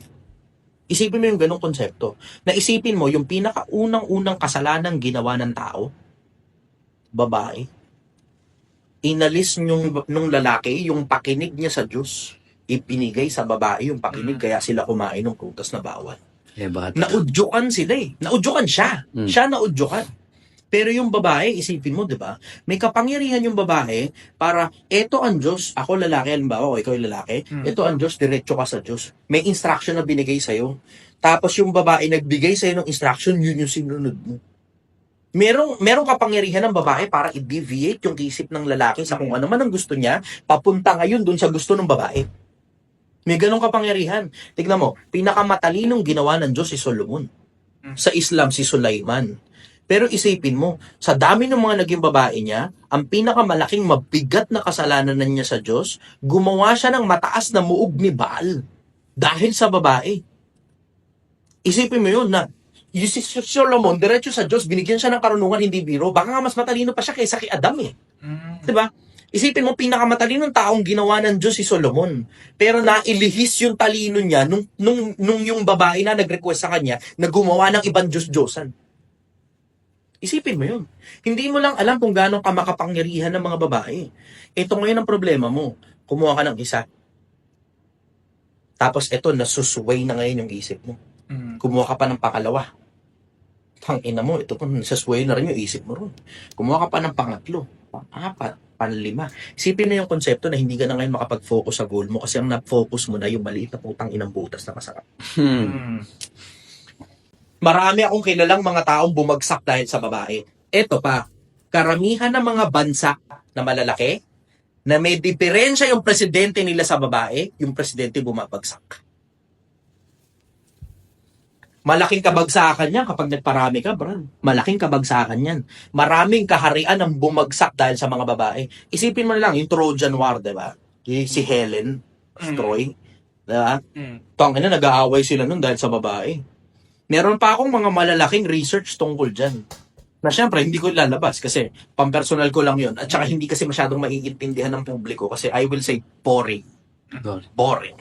Yun muna, pansamantala sagot ko ron. Ingatan nyo sarili nyo sa pagpaparami ng mga babae. Masakit sa ulo yan. Ulitin ko, masakit sa ulo yan. Kung yung mga hari kayang bumagsak dahil sa mga babae, sino ka para hindi bumagsak pag babae ang pinag-uusapan? Ako nga 3 months lang. Pero tingin mo, 1 year yung iniyak ko eh. And a lighter question lang din dyan. Sige. Kapag para, dahil lumalim tayo ng bahagya, napansin ko sa mga nakikita natin, at one point in their life, sa mga lalaki, meron talagang sumira ng puso natin. No? Nagsimula, ikaw din, Zen, mga nagsimula. Sakit sa ulo, no? Yung high school. Pero, ang gusto ko lang matanong din, sir, na ikaw na nasa, parang, nandun ka na sa point na na-achieve mo na lahat ng gusto mong ma-achieve sa buhay, nai-imagine mo pa din ba yung version mo na yon na kung saan, shit, nung bata lang ako, parang sinaktan lang ako na itong babaeng to ngayon pero tignan mo na ako ngayon. Parang nagagawa mo pa din ba siyang reflection sa utak mo? Ngayon, hindi na. Dati, oo. Kasi, alam mo, umiikot yung mundo mo sa galit eh. Pero when you start to be thankful on everything that you have, you start to let go of the people that have hurt you in the past. Paminsan-minsan, naalala ko pa rin sila, katulad ni Grace, tangina kay. Diba? Paminsan-minsan, naalala ko pa rin sila, pero hindi na dun sa puntong kasi magtatropa pa rin naman kami hanggang ngayon eh. Kumaga, syempre, high school friends diba? So, yung isa ng circle yan, high school friends. Yep. Hindi na dun sa punto na, Hindi na. Ang dahilan kasi, busy na ako eh. Kapag ka busy ka na, Brad, pag busy ka, hindi mo mapopokus yung attention doon sa mga taong sumira sa'yo. Pagka busy ka. Pero pag hindi ka busy, yan, putang ina mo, lahat ng sakit ng ulo dumarating sa'yo. Tignan mo, alam mo, sabi nga nila sa English an idle mind is a workshop of the devil. Kung kailan hindi ka busy, tsaka nagdaratingan sa'yo yung mga kagaguhan. Tsaka yung mga, depression, di ba? Kaya pag hindi ka busy. Pero when you're doing something, I will say, meaningful with your life, hindi na masyadong importante yung mga tao na yun kasi importante sa'yo, resulta.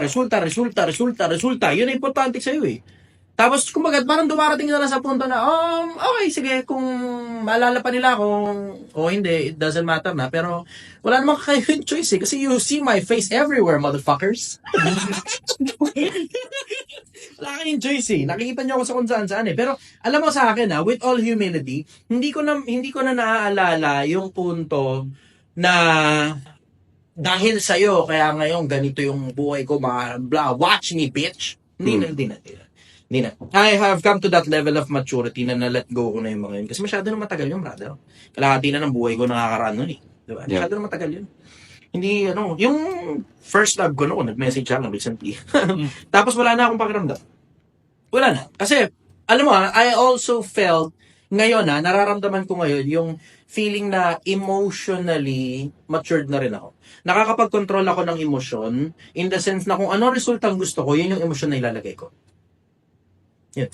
Ando na ako ngayon sa ganun. So wala na sa akin yung parang, watch me bitch. Wala na yun. Laglag na sa akin yun ngayon. Wala na yung revenge na. Wala na. Move on na ako ron. Iba na ngayon yung mga revenge ko tungkol sa mga negosyo ko. Yung mga tumarantado sa akin, gago kayo. Hindi, iba na. Well, alam mo, yun ang napansin ko. Pagka nakafocus ka na ngayon sa paghahanap buhay, mag-iiba na yung pananaw mo sa buhay. Merong mga bagong kalaban na darating. Tapos yung mga kalaban mo, mas palaki ng palaki kaysa dun sa mga naunang kalaban na sumira sa'yo dati. Ganon. I will say parang video game. May mga kalaban ka every stage di ba? Tapos habang umaangat ka ng level sa buhay, lumalaki din yung mga kalaban mo. Ganon ko siya nararamdaman ngayon. Maraming in fairness, marami akong death threat na natatanggap marami. Marami ako na-offend. Tapos may mga death threats ako natatanggap. Sabi ko naman sa kanila, putang kung gagawin nyo na lang, you will be doing me a good favor.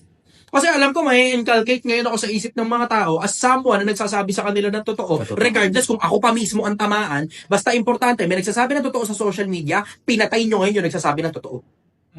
Puta, doon na may immortalize yung image ko ngayon sa Pilipinas. Tapos ang bottom line pa no, pinakakaduluduluhan, I am hoping, sana, hoping talaga ako, na pagka, alam ba, tsamba, pinatay ako ng kapwa-tao ko, sana mapasama ako dun sa listahan ng mga banal na Diyos pagdating sa kabilang buhay. Sana. Pero si Raulo ko, masarap ang bawal eh. Diba? Sana. Ayun, hoping lang ako. Hopya lang ba? Hopya. Baka sakali. Baka sakali. O yun ang sagot ko.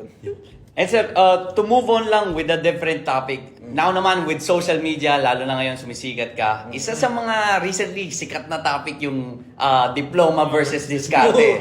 Now, maganda yung isa sa mga video na napanood ko sa'yo, sir, maganda yung sinabi mo na parang it's best to have something that you don't need than to need something that you don't have. Kumbaga, kung kailangan mo yan, tas wala ka niyan, mas nasa maling posisyon ka. And I think, karamihan ng mga Pilipino, namamali yung interpretation nila dun sa word na yun. Kasi, yung iba, kahit wala naman talaga silang tunay na diskarte na magpapakain sila, pinipili pa din nila yung diskarte. So, eto, ilalagay lang kita sa hypothetical situation. Now, paano naman? Kung ikaw, estudyante ka, working student ka, and habang tinatapos mo yung kolehiyo mo, nag-i-start ka din ng side business, kumbaga. Now, during those years na patapos ka na ng college, nagkaroon ka din ng opportunity para mapalago pa tong business mo. Kasi nga, nag-boom na siya, nag-click na siya sa market, binibili na siya. Would it still be logical to do the diploma, or would you drop out and focus on the business instead? On that specific situation na binigay? Specific yung situation na binibigay mo sa akin. So, sasagutin ko rin yan specifically. Although wala masyadong pakinabang yan sa majority ng Pilipino. Bakit? Kasi tignan mo yung konsepto na halimbawa, ikaw meron kang business na binabanatan, tapos yung business mo lumalago na, tapos nag-aaral ka pa ng kolehiyo. You have now the option para ituloy itong negosyo para palaguin ng gusto. Diba? Pero gaano karaming Pilipino lang ba ang merong option na katulad dun sa kanya? Diba? So, very specific yun. So, magkakaproblema ka ngayon dun in the sense na, sige, sabihin na natin, kunyari, kailangan niya mag-drop out. Pero, ito ang problema. Hindi naman karamihan ng Pilipino magsimula ng negosyo, umuusad ng negosyo eh. If you look at the statistics, 95% ng halos lahat ng negosyo namamatay sa unang 5 taon. Diba? Pumapalpak eh. Halos lahat ng negosyo pumapalpak sa unang 5 taon. Umaangat pa yan to somewhere close to 96-97% sa unang 10 taon. Tignan mo, gano'ng karaming negosyo ang tumagal ng 10 taon? Yung totoo. Yung mga pinakamalalaking brand lang. Tignan mo, ilan taon ba? 23. 23 din. Wala. Okay. Hindi pala. Sasabihin ko sana sa inyo. Tingnan mo. Merong mga... Sabagay, alto sa syudad kasi kayo. Pero sa amin kasi noon, sa mga mahirap na lugar, merong mga chichirya noon, mga maliliit na chichirya, katulad ng Mojako, na ngayon hindi ko na nakikita yung Mojako sa merkado eh. Marami akong mga nakikitang nabibili noon sa tindahan namin, na ngayon hindi na nabibili. Ewan ko, yung pintura bubble gum, hindi ko alam. Lumpia, yung mga... Yung lumpia meron pa rin, pero isang piraso na lang ngayon. Dati 3 yun eh. Tatlo Dati. Marami yung Voltes 5 na, parang wala na yata eh. Yung Voltes 5 na may spinning top pa sa loob. Wala na yun, hindi ko na nakikita sa merkado yun. Isipin mo, matagal na yun sa merkado pero nawala pa din. Yung pinakamalalaki, teka mo, Toys R Us sa Amerika. Yung nadala ng pandemya, nag-bankruptcy sila. Isipin mo, ang tagal na negosyo na nag-bankruptcy pa. Ang laki nila. Halos lahat, parang yung Toy Kingdom dito sa atin sa Pilipinas. Meron ganun sa Amerika. Doon nga yata nila kinopia yung konsepto ng Toy Kingdom dito sa Pilipinas. Hindi ko alam. Pero yung Toys R Us sa Amerika, bankrupt yun. Nag-bankrupt. Isipin mo kung yung mga malalaking negosyo nagbabankrupt. Ano ngayon ang assurance mo na kapag binanata mo yung negosyo na yan, papaldo ka talaga ng pera? Diba? Very specific yung niche natin na sinabi mo. Pero hindi applicable yan sa lahat ng Pilipino. Pero tignan mo, pansinin mo sa social media, banata natin on a general aspect. Gusto mo na magpa-viral? Eto, tignan mo. Pilipinas, pakinggan ninyo ako. Halos lahat ng nagsasabi na huwag ka nang mag-aral, ipang-business mo na lang ng pera, yung pera, may binibentang course. Magtataka ka. Bakit sinasabi mo ngayon na huwag na lang mag-aral, ipang-business na lang yung pera? Ba't nagtayo ka ng course mo? Gago ka. Tang-ina ka di ba? Akala ko ba sabi mo huwag mag-aral? Bakit ngayon may course ka? Tang-ina mo di ba? Ano ginagawa mo? Hinihilot mo ang utak ng tao para ialis ngayon yung konsepto na buong-buo na sa daan-daang taon. Gumagana ang kolehiyo. Dati pa. Mula noon hanggang ngayon, pag abogado ka, kailangan mo magkolehiyo. Mula noon hanggang ngayon, pag kailangan mo magdoktor, kailangan mo dumaan sa kolehiyo. Ano kayong kagaguhan? Sasabihin nyo, sisiraan nyo yung institusyon na daang-daang taon na gumagana para ngayon, ang tao, alisin dun yung tuition fee nila at ibigay sa'yo para sa isang kursong putang ina, hindi naman sigurado. Isipin mo yung konsepto ng kagaguhan na yun, di ba? Naaalisin mo yung credibility ng mga matitinong eskwelahan. Para kukunin yung tuition fee, hindi na ibibigay doon, sa'yo ibibigay para sa kursong putang ina, hindi naman natin alam kung gumagana yan o hindi. Huwag akong gaguhin, takina matagal na akong buhay. Yung mga nagsisipag sabi na wag na ikaw kumuha ng diploma, dumiskarte na lang. Tignan mo, sila mismo may binibenta course. Which is pag-aaral pa din. Yung pa rin yun eh. Pag-aaral pa din. Putang ina mo, tinatarantado mo na lang kami, di ba? Ginagago mo na lang ang tao eh. Ang gusto mo, kunin yung pera. Yun lang naman yun eh, di ba? Kaya ako sinasabi, wag nang magtapos kasi interesado ka doon sa pantuition. Ang gusto mo, sa'yo ibigay yung pantuition. Tangina kagaguhan, putang ina ka. May araw ka rin, gago ka. Pagdating ng paghuhukom, tignan mo, isa ka sa mga putang inang dadaling ko sa impyerno. And sir, ang isa pa nga sa mga malala doon, and yung mga taong nasa minimum wage, isa pa din yun na common practice dito sa Pilipinas. I think even nga sa US kasi yung mga clients ko ngayon, US kami, and hindi naman uso sa kanila yung palaging sale na ganto ganyan. Tapos dito sa Pilipinas, pinauso yung 1-1, 11-11, 10-10. Paano naman sa tingin mo naging apekto nun sa paggastos mismo ng Pilipino? Kaya mahilig sila mag-JNT ngayon, shopping sa live, ngayon, kumbaga yung paggastos nila tuloy ngayon sa kinikita nila, hindi nila ma-manage ngayon, kumbaga. Eh di mo masisisi sa kumpanya yun, masisisi mo yung kung sino may-ari ng pera. Di mo, halimbawa, ikaw yung nagtrabaho. Yep. Trabaho ka, di ba? Tapos binigay mo sa kanya yung pera mo, sisisihin mo siya. Maliban na lang kung niloko ka niya ng pangakong hindi totoo, katulad ng mga nagbebenta ng courses, putang ina nyo. Di ba? Maliban na lang kung ganun. Pero, hindi, alam mo yun, nag-o-offer lang sila eh. Hindi mo pwede isisi sa kanya yun. Bakit? Kasi pag bumili ka ng item galing sa kanya, either kailangan mo yan o gusto mo yan. Alila sa dalawa. Ganun kasimple yung konsepto eh. So, hindi mo siya ngayon masisisi tungkol dun. Ang masisisi mo, sarili mo, ba't mo binili? Tinangahan mo eh, di ba? Alam mo palang kailangan mong ipunin yung pera. Ba't binigay mo doon sa JNT? Natangin mo eh, di ba? Ganun lang naman kasimple buhay eh. Hindi naman komplikado eh. Ang mga negosyo, gusto nilang kumita. Ngayon, kung kikita sila sa iba-ibang paraan, di ba? Legal naman yung ginagawa ng sale eh. Di ba? Marketing. Legal naman yun eh, marketing na ginagawa nila eh. Ang hindi legal, yung mga katulad ng mga binibentang online courses, na tangina mo, hindi nga TESDA registered. Di ba? Hindi nga CHED, hindi nga DepEd registered yung mga yan eh. So, gumagawa lang sila ng mga courses, nire-register nila sa gobyerno, na negosyo yung mga yun, pero hindi aprobado ng gobyerno yung mga putang ina mga courses nila. Yung mismong kumpanya, aprobado ng gobyerno, pero hindi yung mga courses. Tignan mo kalokohan yung ginagawa ng mga yun eh, di ba? Pero ngayon, etong mga to na nag-o-offer ng sale, nag-o-offer lang naman sila ng sale eh. Bahala ka kung gusto mong bumili o hindi. That's your choice. Kung bumili ka sa kanila, tapos kailangan mo pala yung pera, tangina mo, may diferensya sa spending habits mo. Yeah. Di ba? Hindi sa marketing nila. Yun ang sagot ko ron. So, what would you say would be the right way kung merong isang tao, minimum wage, gusto nilang umangat, tapos ngayon meron silang mga ganong type ng problema. Ano yung tamang practical na way kung gusto pa talaga nila mag-level up at umangat pa dun sa estado nila? Pera, pag-uusap natin. Pag-uusap ng pera lang. Sige.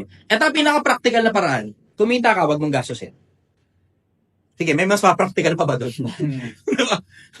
Kung gusto mo umangat, gusto mo yumaman, kumita ka, wag mong gastusin. At hindi ibig sabihin, sabihin mo kapasya, paano pang kain? Paano pang aral? Putang ina mo, hindi naman yung pinag-uusapan natin eh. Ang pinag-uusapan natin, yung putang inang sandok, nabili ka ng bili, hindi mo naman kailangan yung sandok na yan, na nasa kwarto lang, hanggang ngayon, hindi mo pa rin nabubuksan 3 buwan na.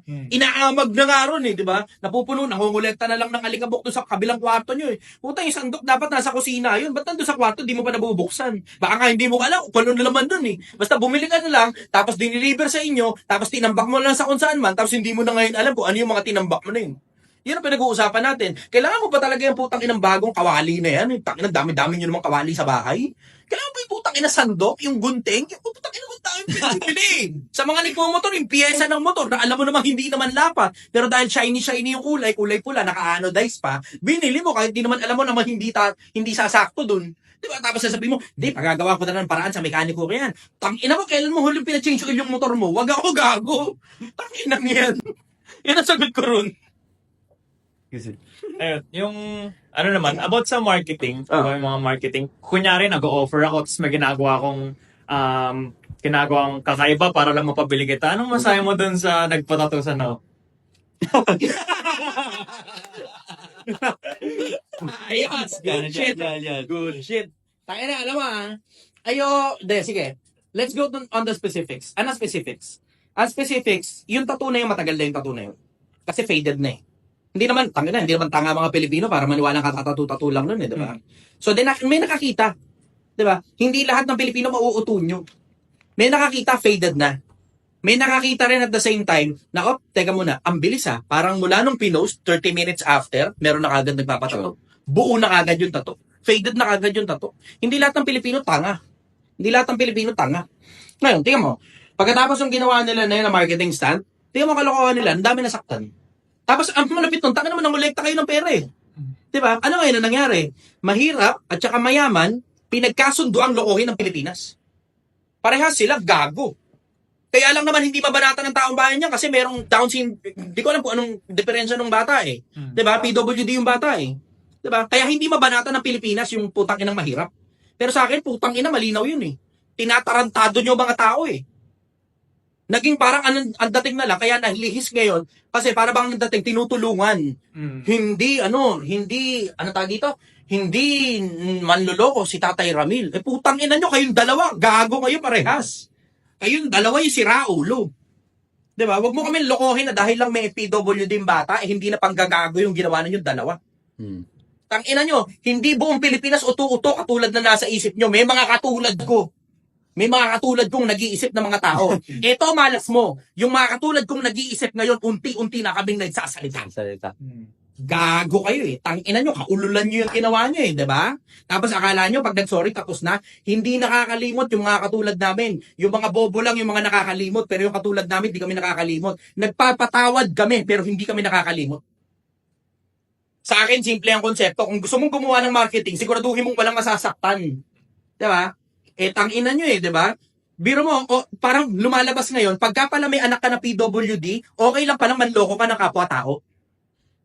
Sige. Excuse na pala yun. Tangina nyo di ba? May mga kakilala rin naman ako doon sa lugar namin sa squatters area. Meron kasi kung hanggang ngayon may mga squatters area pa rin ako, may mga lugar pa rin ako doon eh.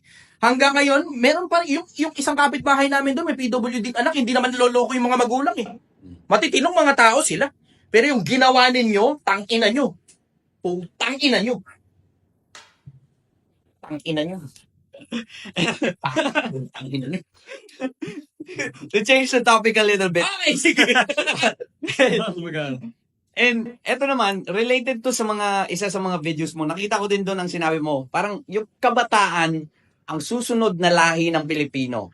Ngayon, paano naman sa tingin mo, nakaka-apekto yung social media, yung mga bagong trending kung saan na puro sayaw, nakalaswaan, alog-alog na mga sensitibong parte ng katawan nila. Paano sa tingin mo nakaka-apekto yon sa mga kabataan ngayon as susunod na lahi ng Pilipino? Putang ina. Diretso, putang ina. Alam mo, hindi nakakatuwa yun eh. Kaya nga, just to add variation, kasi ganito eh. Let's just put it in a context na Pandora's box kasi ang internet eh. Ibig sabihin, it can be used for extreme good. And it can also be used for extreme atrocity. Mapapakinabangan yan sa parehas na kabutihan na extreme. Tapos mapapakinabangan din yan sa extreme na kagaguhan katulad ng ginawa ng putang ina. Diba? Ngayon, it's just a matter of, I will say, kung ano interest ng tao.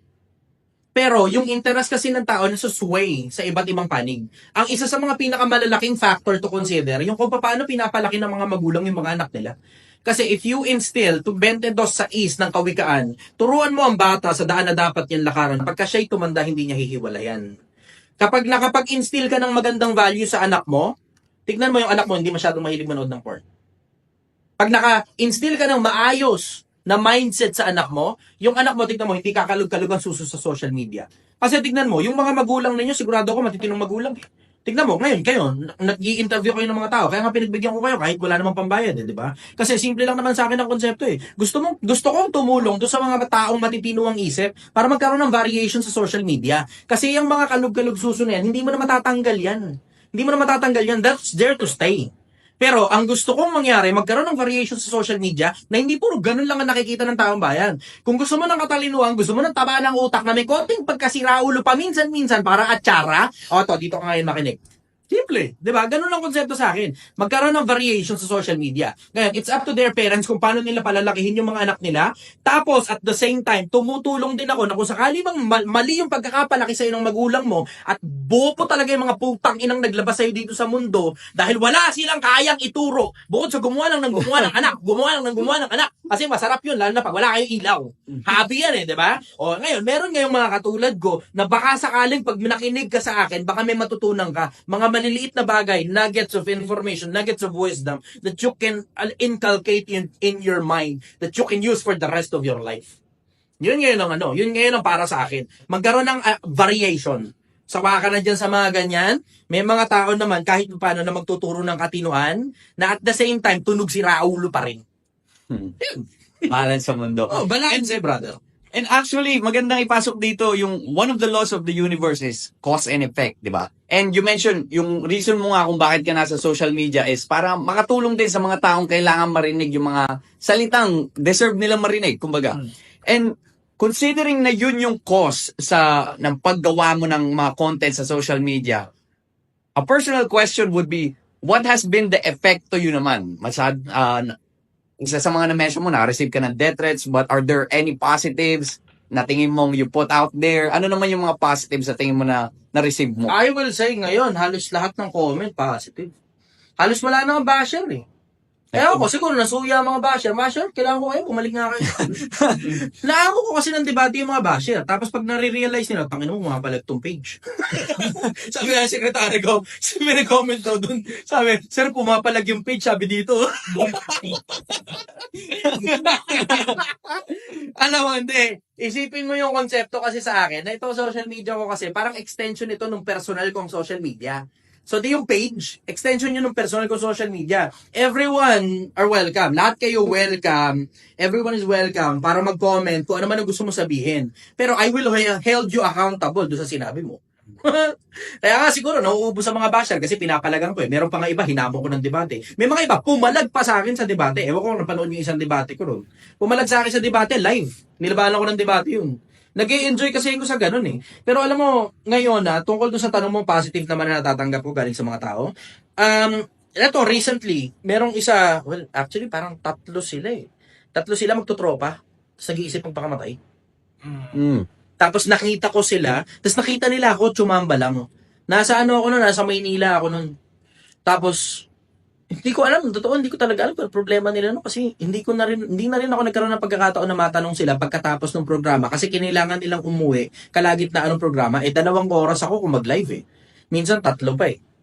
So anong nangyari, kwentuhan bago magsimula yung live, tapos umiiyak yung 3, lumapit sa akin.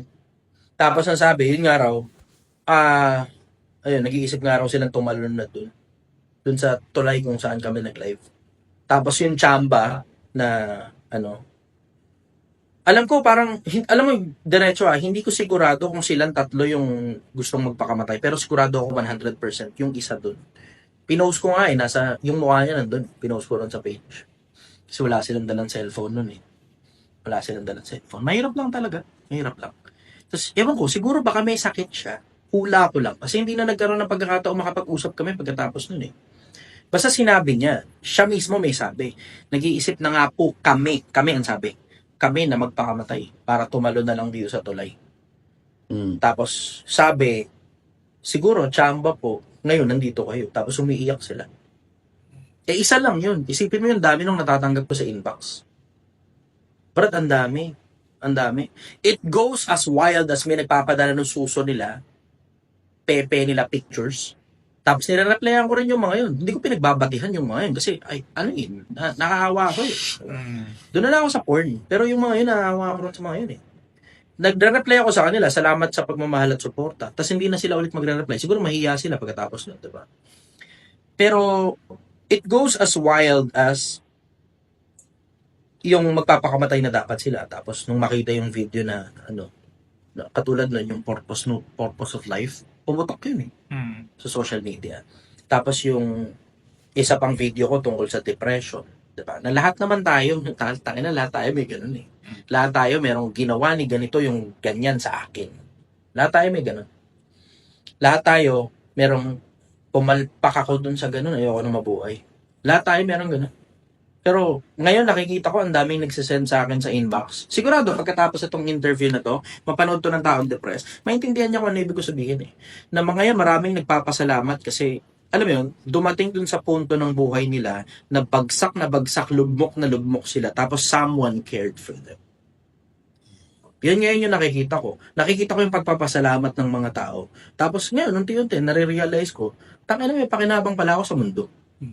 Basta ang alam ko lang, itong taba ng utak na meron ako ngayon, pinaghirapan ko sa mahabang panahon as a defense mechanism and also an attack mechanism sa kung sino man tatarantado sa akin. Yun ang alam ko. So I know how to do things. Ulitin ko, I know how to do things. Very dark things.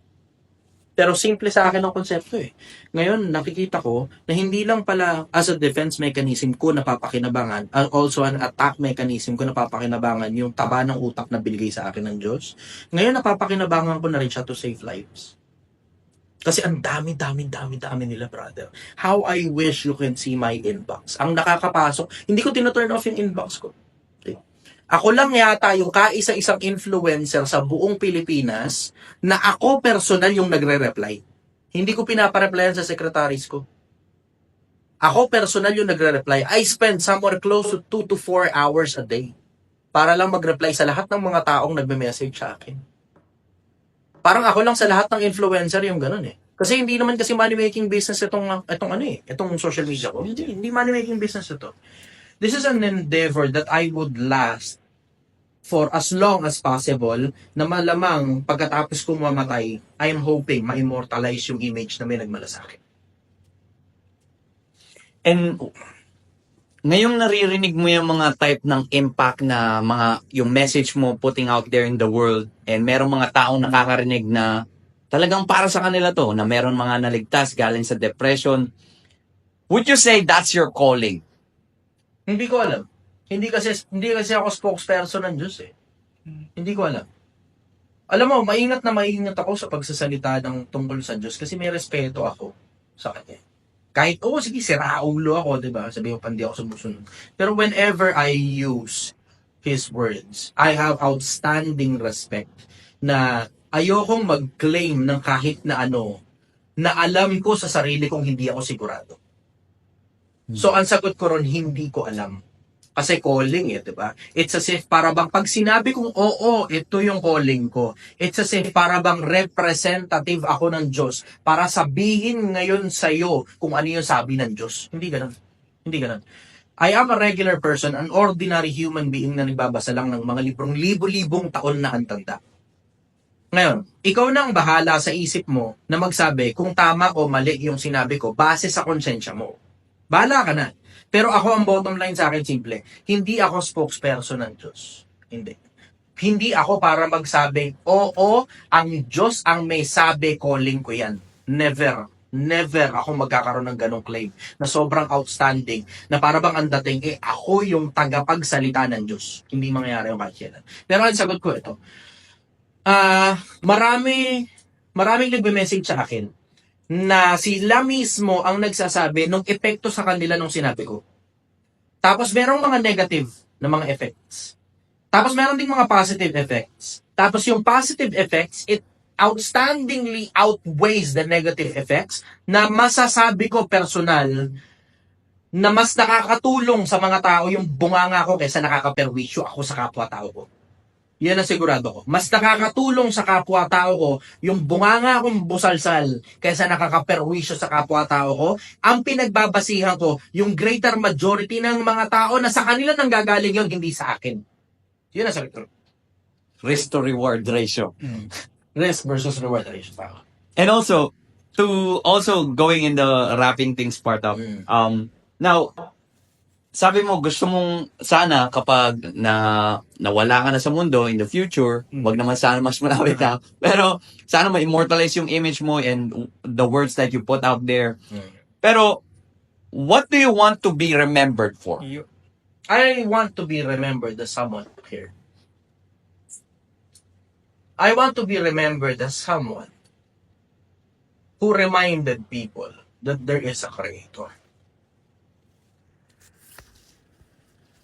Na saglit lang ang buhay eh. We only get to live for 60 averaging. Maikli lang ang buhay. Maaaring si Enrile hindi sumasangkit sa akin. pero, alam mo, I am putting it in comparison to the age of this earth.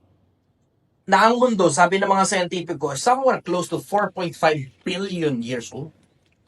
Ang universo, sabi ng Hubble Space Telescope, yung mga scientificong gumamit ng Hubble Space Telescope, somewhere close to 13.7 billion years old ng universe. Ngayong nag-launch na ng bagong space telescope, yung James Webb, they are now looking at the possibility that it is doubled. Somewhere close to 26 billion years old ng universe. And you only get to live for a very tiny fraction of that amount of vastness of time. 60 years. Ano yun sa bilyon-bilyong taon ng lumipas?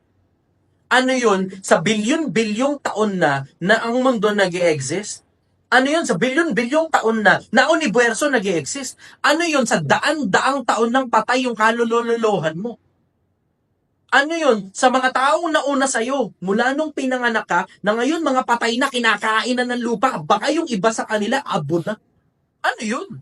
Yung 60 years. Wala, gapirot lang yun. Tapos ito pa, merong walang hanggan na hinaharap.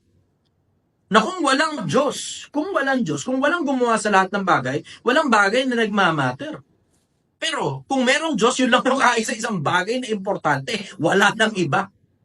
Yung kayabangan na ginagawa niyo sa social media, yung mga pa flashy na sports car, yung mga paganda-ganda ng bahay. Tanga, paglipas sa 100 taon, wala na yan, bulok na lahat yan.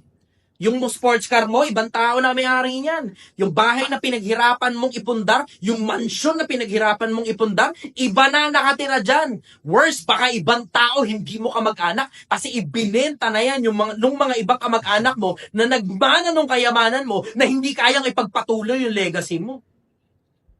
Alam mo, overall, ang gusto kong maiwan sa mundo, pag wala na ako rito, merong nagmalasakit. Tapos merong nagpaalala sa'yo na may gumawa sa'yo. Yun ang overall.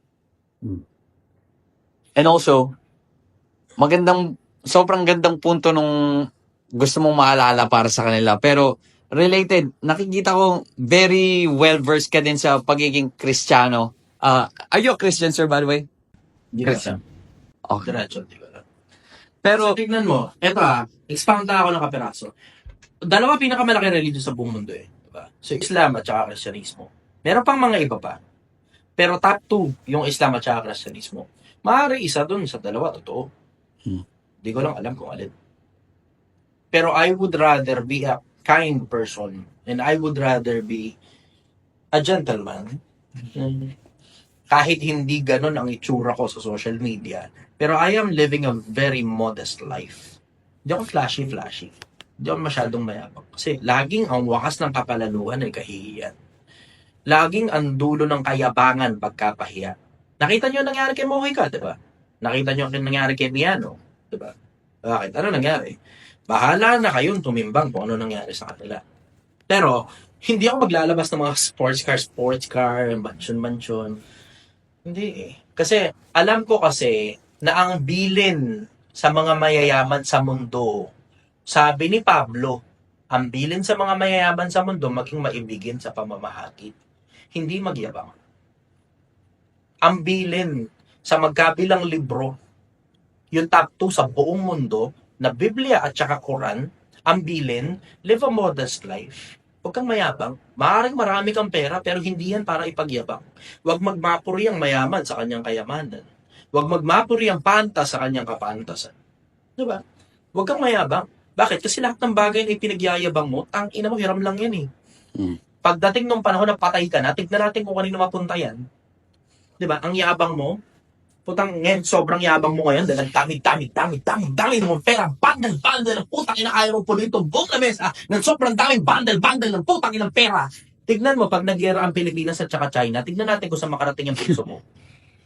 Ang tunay na paraiso ay wala sa piso, sabi doon sa kanta.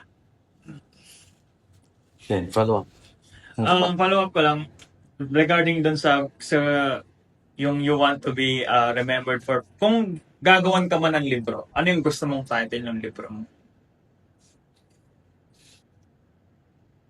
I haven't thought of it well enough. Pero I will say there is a God.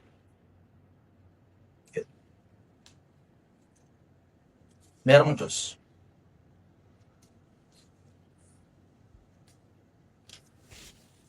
Hindi ka makakapalag kapag ganyan, no? Hindi talaga eh.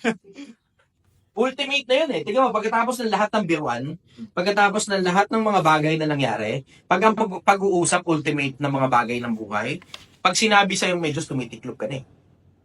Basic human instinct yun eh. Ngayon, sasabihin yan, may mga ateista eh, diba? Sasabihin, hindi kami naniniwalang may Diyos, bla bla bla bla bla bla bla bla. Magkakaintindihan lang yan pagdating mo sa kabilang buhay eh. Pero bakit mo ipipilit na wala? Walang assurance yan, Brad. Walang assurance yan. Bakit walang assurance? Kasi tignan mo yung konsepto na kunyari wala talaga Diyos. Kahit ano gawin mo, ayos lang, di ba? Okay lang, kahit ano gawin mo. Paano kung meron? Tangina mo, yari ka ngayon. Pagdating sa Submission. diba? Mas maigi na secured ang isip mo na paghandaan mo. Kasi bakit? Practical yun, Brad eh. Ako rin naman, gago rin naman ako. Si Raulo rin naman ako eh. Sino pa naman, tangina mo? Tangina, siguro hindi naman ako lumabas sa social media na mukha si Raulo na mabuting tao pala ako down inside. Diba? Hindi naman ganun eh. Diba? Yung inilabas ko mukha sa social media na mukha si Raulo, yun talaga ako sa tunay na buhay. Si Raulo talaga ako. Pero mas maigi na sa akin na magbaka sakali.